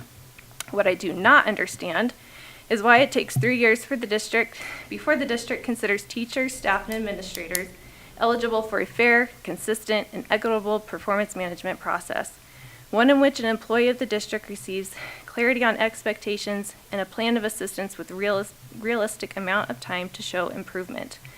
Why do we have policies in place that punish those that need the process the very most? In its current state, Policy 4510 tells me the district promotes a sink or swim culture, that until an employee has spent at least 3 years worrying about the stability of their job, they have not earned the right to due process as it pertains to termination or non-renewal of contract. Put yourselves in the shoes of a brand new teacher who has incredible ideas on how to solve challenges the students are facing, but is informed they should be careful of sharing creative ideas. Put yourself in the shoes of a brand new administrator who's eager to learn and asks why new initiatives are being introduced only to be told that this is the way things are done. How many solutions have we lost? How much untapped potential is sitting in this district right now? Yes, policies should be in place, and yes, they should be enforced. However, leaders are trusted to interpret the policy. Leaders have a choice. They can take the easy way out because a policy allows it, or they can take a respectful, human-centered approach to employee relations under the assumption that every single employee wants to succeed, that they want to do their job well. Even if a policy doesn't require it, they can sit down with the employees. They can provide notice that a contract is at risk of not being renewed and give them time to show improvement. Leaders in this district can choose to inspire confidence and capitalize on the unique strength of others. If a policy isn't going to change, the leadership practices within this district need to. Why do we wait 3 years to give employees in this district fundamental employment rights? A right to a fair process in which they receive notices instead of resignation forms, coaching instead of criticism, and options instead of ultimatums. Teachers, staff, and administration put their time, talents, energy, money, emotion into their work every single day. I ask you to carefully consider the policies and leadership practices within this district and ask yourself if they provide personnel the same level of respect and investment in return. Thank you. Thank you.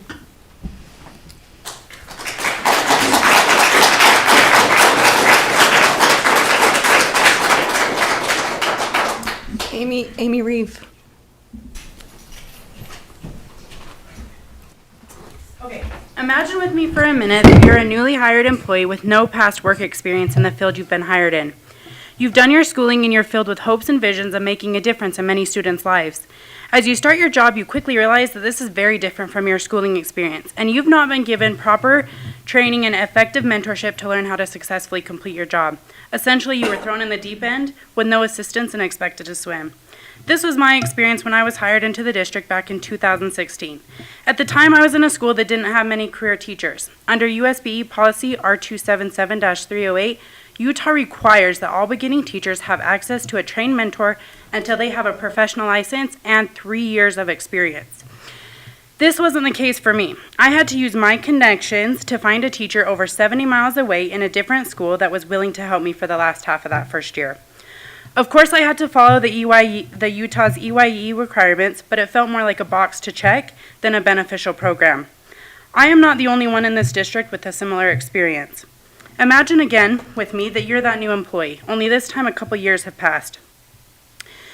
You've got a class with some extremely difficult behaviors and you need help to manage, so you reach out to your admin for help. And you are given a large binder and told that they'll be in for observations to see how your management is coming along. Yet you aren't ever given any specific feedback on those observations, just criticism on everything that's not working. I ask you, is this good teaching? Is that how you expect us to teach our students? Do we give them a textbook and tell them that after reading it, we'll do some observations and expect them to be proficient in the subject? No. We use a method of explicit teaching where we first model the task, do it together, and then release them to practice. So again, I ask you, if this current way of helping teachers and admin grow in their roles of teaching is not good teaching, then how do we expect teachers and admin to learn this way? On Friday, I had a conversation and was told that we were not in the business of being kind, effectively telling me it's easier to get rid of personnel rather than help them. Looking back on my first year of teaching, I wasn't the best teacher. I am just grateful for my kind supervisor who gave me more than 8 months to show them what I could become. Let's come up with a plan that is consistent and effective in helping our new employees rather than throwing them to the wayside. Let's make this district a district where employees come to stay because they are supported in their learning and their growth in their roles as teachers, staff, and admin. Let's make it so we're not just a stop along their way or a stepping stone in their careers. I implore you to reevaluate our onboarding, training, and mentorship of our new teachers and administrators. Thank you. Thank you, Amy. Okay, Liz Adams. Do I see Liz? Oh, there you are.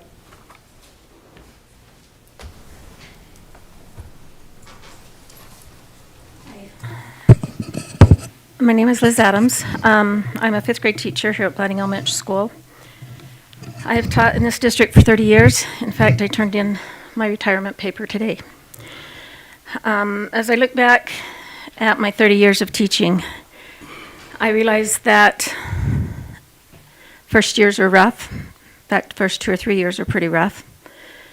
5 years ago, I represented our district at the state office for Teacher of the Year and was able to be in the top 5 of the state. And I'll tell you right now, I was not the teacher my first couple of years that I am now, or that I was then. My concern here is the stakeholder. Who is a stakeholder when we come across these decisions and these positions?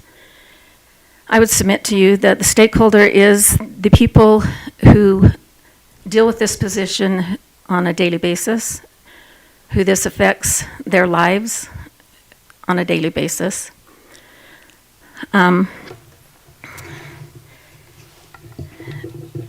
You know, when you teach in a school with 500 and something kids, and you see, for instance, kids running down the halls, camping in front of your door for 30 minutes, kicking, screaming, yelling, threatening, spitting. I mean, I could go on and on with the duties that are required of some of our staff and some of our administration. And then to not be able to give a voice to whether they are doing a good job or not, but to just be told who's going to be in that position, and to have that position turned over so many times throughout the years. It's tough on a staff, and it's tough on a teacher, and it's tough on kids to start over every year, every other year, and try to build something new. And so that is my concern, that if we're not the stakeholders, who are the stakeholders? And I personally haven't seen stakeholder surveys for a while now, and to be able to have that voice and to be able to have that say. And so I just wanted to come and have that say, that I think it's a shame we haven't been able to have a voice in the decision that was made here. Thank you.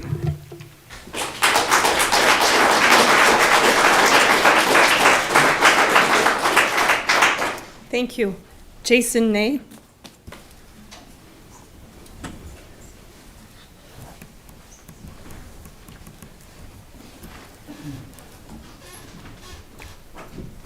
Who brings a baby to a school board meeting? I don't know. It's a really bad decision. As you can see, I came in my muddy boots because I was feeding my animals when I found out this meeting was happening. I'm a parent. I have 3 kids, 1 that currently attends Blanding Elementary and 2 that will be attending shortly, 1 next year, and then the little baby when she gets old enough. My child that's in Blanding Elementary right now, he is a 2nd grader, and we've had great experiences with his teachers at Blanding Elementary. But until this year, I can honestly say that I didn't know any of the administrators very well at Blanding Elementary. And I will say that there is one administrator who has made a big influence on our family, and I know that when I drop my child off at Blanding Elementary, that the vice principal there knows my son and has his absolute best interest at heart. When I heard about the decision that was made, it was very upsetting to my entire family. We have good people here in Blanding, but we need more good people. We need people to come from outside. Blanding's a really tough place to live if you're not from here. I'm not from here. I've lived here for 8 years. But everybody has families. Everybody has their own cliques that they go into. And we need people to come from the outside to give us an outside perspective, especially in education. And I feel that the vice principal there at Blanding Elementary was not given a fair opportunity to show us how great he truly can be. That's all I have to say.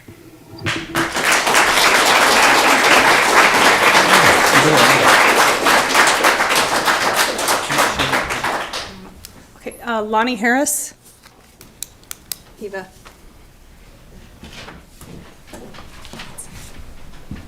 Hello, my name is Lonnie Harris. I'm a parent of 3 students at Blanding Elementary School. I'm the chair of the School Community Council at BES and a member of the PTO, and I volunteer in various other capacities in the community and at other schools. I really care about our community, and I believe that one individual can make a difference in their realm. In that vein, I wanted to address some concerns I have in our school district. I have had students attending BES for the last 6 years, and I have seen a lot of changes in administration in a short amount of time. As a community member, this concerns me. A recent study shows that students who experience consistent caring and supportive interpersonal relationships with teachers and administrators also report more positive academic attitudes, satisfaction with schools, and show greater engagement in academic work. This goes to show the importance of having consistency in the lives of our kids. This administrative inconsistency at BES has the potential to have a negative impact on kids who do not have consistency in their home lives.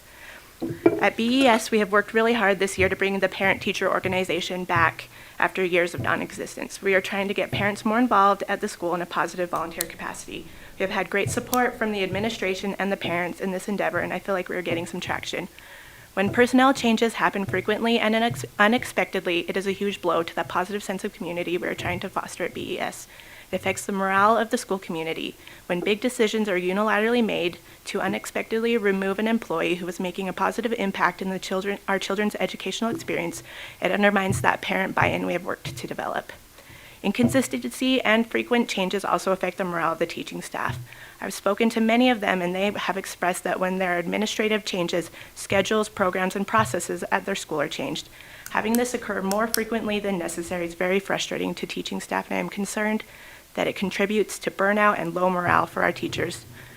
We aren't here at the school board today to target anyone or point fingers. In our community, we have a strong culture of showing up and supporting our youth in activities such as sports, which I think is an awesome thing. Showing up and speaking up at the school board is another way of supporting our students. I hope that in the future, more solid and clear processes can be executed so that employees making positive impacts in our students' lives will be taught and mentored in areas they are lacking instead of being shown the door. Thank you.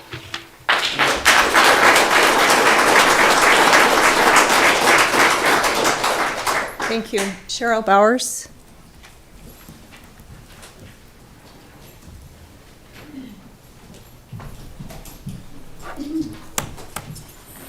Thank you, board members and administration. There's been so many good things said tonight, and I just want to say I would concur with everybody that's already spoken so that I don't have to say all those things all over again. I support their words and their decisions. I want to speak, I don't know the vice principal personally at the elementary school, but I can tell you, my children go to ARL and San Juan High School, and I have, but I've heard lots of positive comments since all of this come up. I have a lot of family who goes to school, to the elementary school, and friends, and I've heard nothing but positive things. Now, I understand that there's things that we don't, as the public, know. I get that, and I understand that. But my biggest concern is with the continuation of change in our administration and non-renewals. When somebody's hired, I understand the board doesn't always make those decisions. But you are our elected officials. You are the people who represent the people. And so to us, those hiring decisions are partly yours. And the non-termination decisions are partly, if not all, yours. And so I think that you should feel responsible when a high-level administrator is not non-renewed, and the next hiring decision should be better And if it's not, then you should find a way to make sure that that happens. You should find a way to make sure that you're determining, how are we going through so many administrators at our elementary school over the last 6 years? That's a problem. Everybody in this room, I think likely I could have them raise hands, but they have a problem with it. So we depend on you that we elect to figure out what's happening and why. Our children deserve stability. They deserve to know who their school leaders are and who are going to be. And I can tell you, having children in elementary school, every time an administrator would leave, a principal or vice principal, they would come home and we would have to talk about it. They want to know why. Why is that person gone? They love that person. They don't understand why. And of course, the public doesn't get to know why either. And I realize that's hard for you guys too. But if there's a problem that we're not aware of, I concur with these guys. There should be an improvement plan. That should be a simple process, and it should be worked on, and it should be considered, and it should be taken seriously. And the only thing I'm going to say that I think that if you hear enough public comment, you're elected by the people, and the people are technically your bosses. And if there's enough public comment, I think you should reverse your decision. I think you all have the authority to do that. And I think it should be reconsidered and reversed if necessary to give this person a fair chance, and every person who is hired by this school district. So thank you.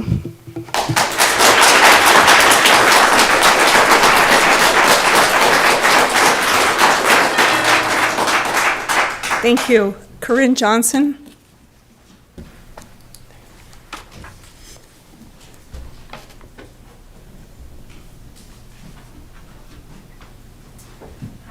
Johnson. As an outsider of the Blanding community, I've come to love the people here and the land. As a parent with 2 kids at the elementary school, I would hope that San Juan School District and Blanding Elementary are mentoring and providing constructive feedback on ways for each teacher and staff to grow and develop in their career, instead of punishing them for areas that need improvement. Typically, a failure to renew an employment contract is due to severe lack of competence. That is clearly evident to more than just the individual superiors. As someone that has moved here from outside the community, it is sad to think that someone has moved their entire family here and made great sacrifices to be part of this community, and that they are being brushed off so quickly. It is not easy to recruit qualified staff to a small community. Situations like this send the wrong message to future qualified candidates from outside of the community. Diversity in management should be embraced, not punished. I'm concerned about such easy dismissal, and I hope that the district can see the support that this individual is receiving and take that to heart. Thank you.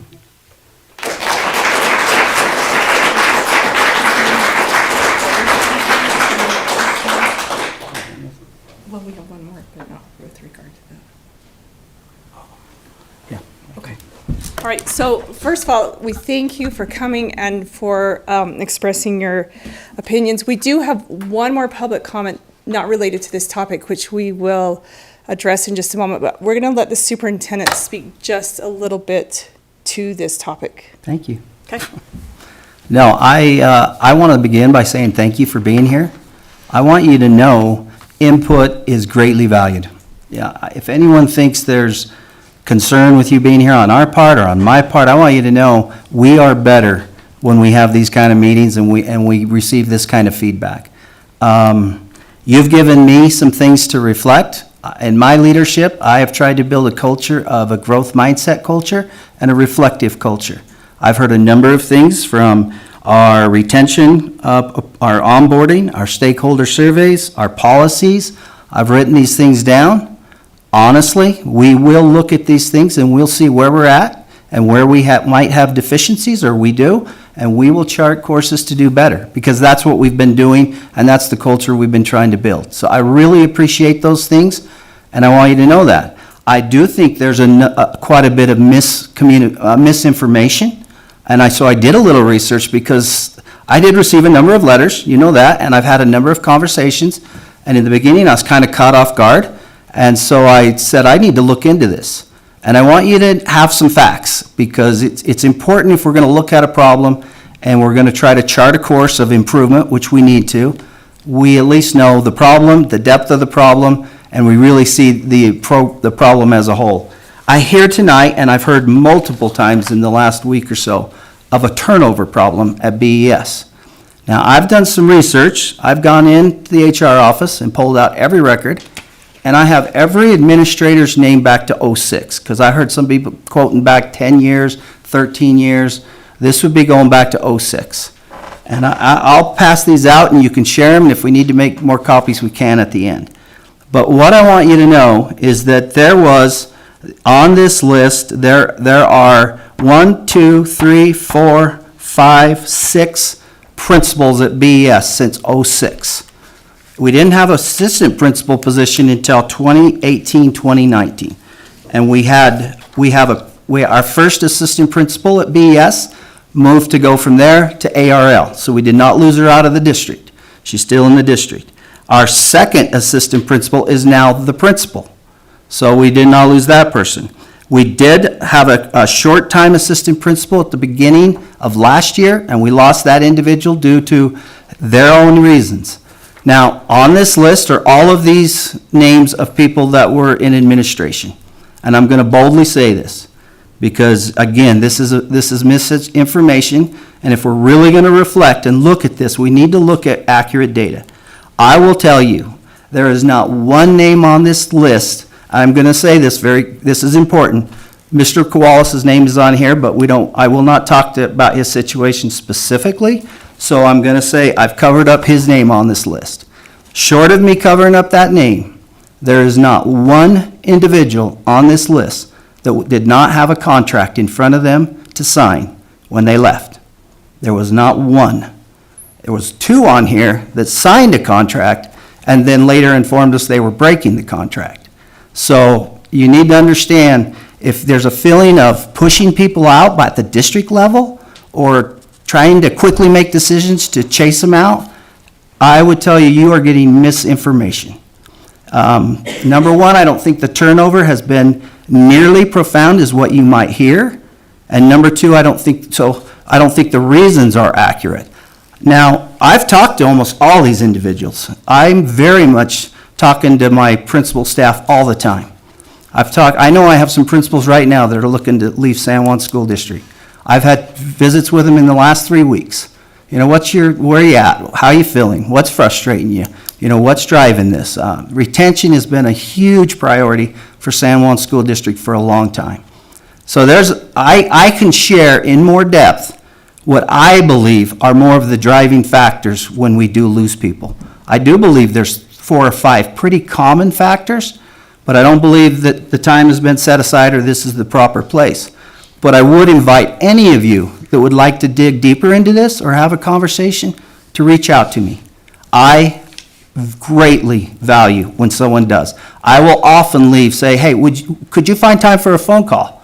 And I'm sincerely saying that. I mean, we're all busy, I'm busy, but if we can get together and truly understand what we're looking at, we're gonna work better together and we're gonna make more progress. So leaving this conversation even right here, I would invite you that if you feel like there's unsettled questions, there's things, I would love to talk more about it. If you would give me a call or if you'd give me your phone number, I'll try to reach out to you. But I can tell you, I'd love to have more conversation. I don't know that can play out tonight. But again, thank you for your input. It will definitely be visited in administrative meetings, and we'll go from here to see where we can make improvements. I appreciate it. So thank you. All right, thank you. Craig Swenson.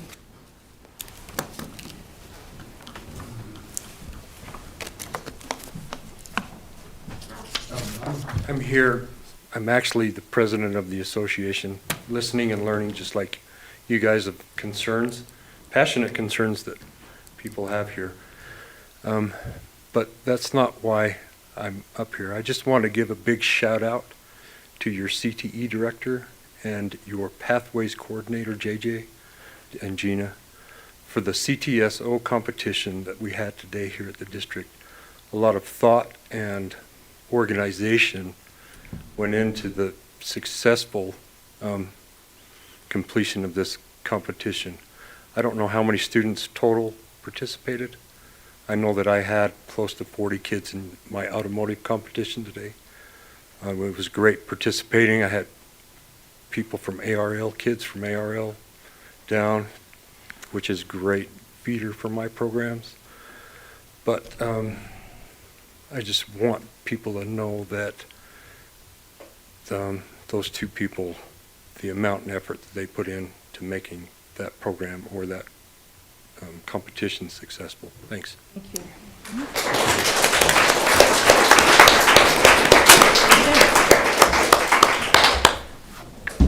And we have Mary Shumway.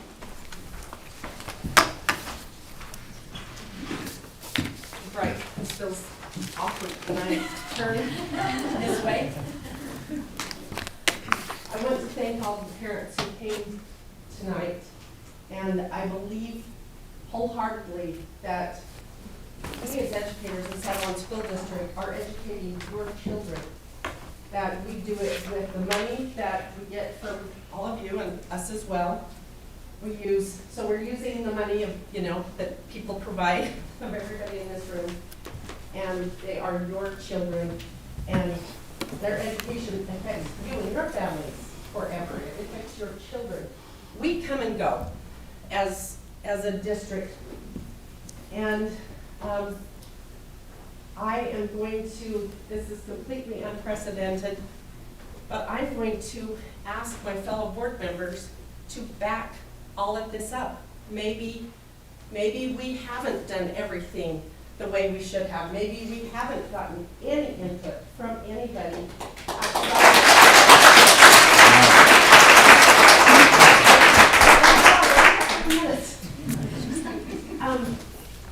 So everybody doesn't get what everybody wants. That's an impossibility, right? I mean, but to go back and get input, there hasn't been any surveys. There hasn't been more information for us to make decisions. I very much respect the people that we have been getting information from, but let me just explain too. Non-renewals are not done until March. Nobody has been non-renewed. If you think that something like that has been done, we've been asked to reconsider our decision. There hasn't been a decision. There's been resignations, there's been people who, but I am not 100% convinced that we have done everything in our power not to place blame on anybody, but to find solutions. I'm not 100% convinced that we have spent the time and have the resources to properly mentor people who are willing to and want to stay in San Juan School District. And as a board member, I have that question. Maybe we have, but I don't know it for sure, and I would like to look at that. I would like to put all egos aside and let's do for the planning community what Mary. the planning community wants. Am I done? You're done. Thank you.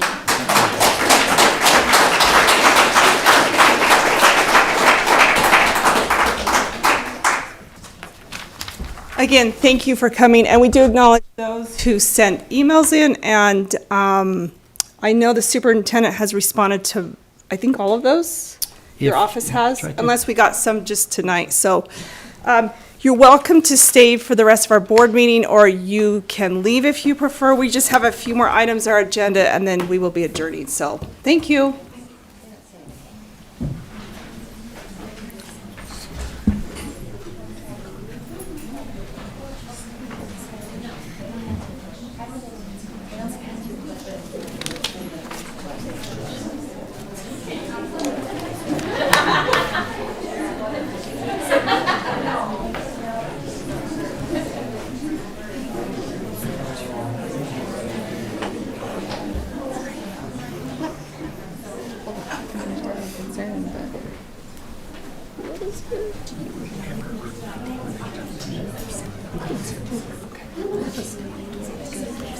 Okay. How are you? Okay, we're going to continue with our meeting. I need a motion to approve the consent agenda. I move to approve the consent agenda. I second the motion. Okay, do we have any discussion regarding the consent agenda? Long before now. Okay, all in favor? Pretty impossible. Um, I mean, I'm not. Nominations second. Nan? Yes. And then all in favor? Aye. Aye. Any opposed? Okay. We're going to move to the action items. So we have a motion, capital project recommendations, if we have a motion for that. Okay. Hearing none, we'll go past that. Okay. The renewal of the business administrator's contract from July 2023 through 2025. Do I have a motion for that? I move to approve the business administrator contract with Tyrell Pemberton for July 2023 through 25. All right, do I have a second? I second that. Okay, either one. Any discussion? Okay, all in favor? Aye. Aye. Any opposed? Okay. Spring activity schedules for the 150-mile forms. Do I have a motion to approve those? Motion to accept the spring activity schedules and 150-mile forms. Okay, do I have a second? I'll second. Okay, any discussion? All in favor? Aye. Okay, the 2023-24 San Juan School District Board of Education meeting scheduled. We have a motion to approve that. Or do I need a motion to approve that? I move to accept this schedule with the change of the March meeting from, The 6th to the 6th. from the 20th to March 6th. Okay, motion by Mary. I'll second. Second, okay, any discussion? All in favor? Aye. Aye. Okay, we discussed the France Law Group social media law lawsuit. That was a mouthful, sorry. Do you have a motion? That we want to either explore that more or join on with them, however you choose to motion. Motion to explore. Okay. Motion by Colleen. Do I have a second? I'll second. Okay, any discussion? Yes, explore, like, Specifically. we have the superintendent. You want more information? More information and. Okay. More information on that. Could that include having The, someone the meeting with the Yes. virtual as a meeting. representative? Yes. Okay, all in favor? Aye. And then the school land trust final 2021-22 school reports. Do I have a motion for that?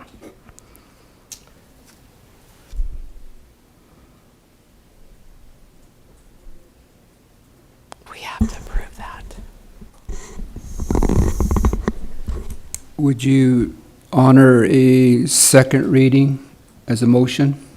Do we have, can we do that? Do we need time, or does that need to be approved at this meeting? We're okay to do it next meeting? Sure, make the motion. Or we'll just, we don't need a motion. Okay, we're not going to have a motion on that. We'll bring it next month, and that'll give you time to look at that again. Yeah. And you, Christy, did you tell me we updated TES? Yes, I'll make sure that's on the. Okay, perfect, thank you. Yep. Before we go into the information items, I'm going to request a closed session based on the comments that we received from the community of Blanding, or from people who live in the community of Blanding. So Mary's requesting. Personnel, to discuss personnel. Mary's requesting a closed session to go into personnel, so is that your motion? Do we have a Yes. second? Well, yes, that's my motion, sorry. Okay, I don't hear a second. I second the motion. Okay, roll call. Mary Shumway, yes. Nelson Yellowman, no. Lori Mon, no. Steve Black, no. Colleen Benelli, no. And Nan Barton, yes. Okay, the motion fails. All right, information items? Yes, just for your interest. Hey, Oh, I'm Superintendent, sorry. Can I interrupt real quick? Sure. I just want to go back to capital project recommendations. We had a lengthy discussion earlier. We didn't have any recommendations. Okay, so we just move forward as, okay. Okay, so our next board meeting is March 8th. It's a month from now, so get ready. We do have a Student Success Night at White Mesa, February 16th. If you'd like to come out at 5 p.m., that has been an amazing process and a lot of work done out on White Mesa to best serve our students out there, and so that'd be a great night and a great opportunity. February 20th, President's Day, and then you're probably receiving information, or you will be. USBA Regional Board Meeting is March 21st, 6 p.m. here at the district office. So that's what word we got. So you First, put that okay. on your calendar. And I am so sorry. I was, I guess, preoccupied for just a moment during that capital projects recommendation. You can bring it back next month, I guess, because we all voted. Okay. I'm sorry. Okay. We are adjourned. Thank you. Thank you very much.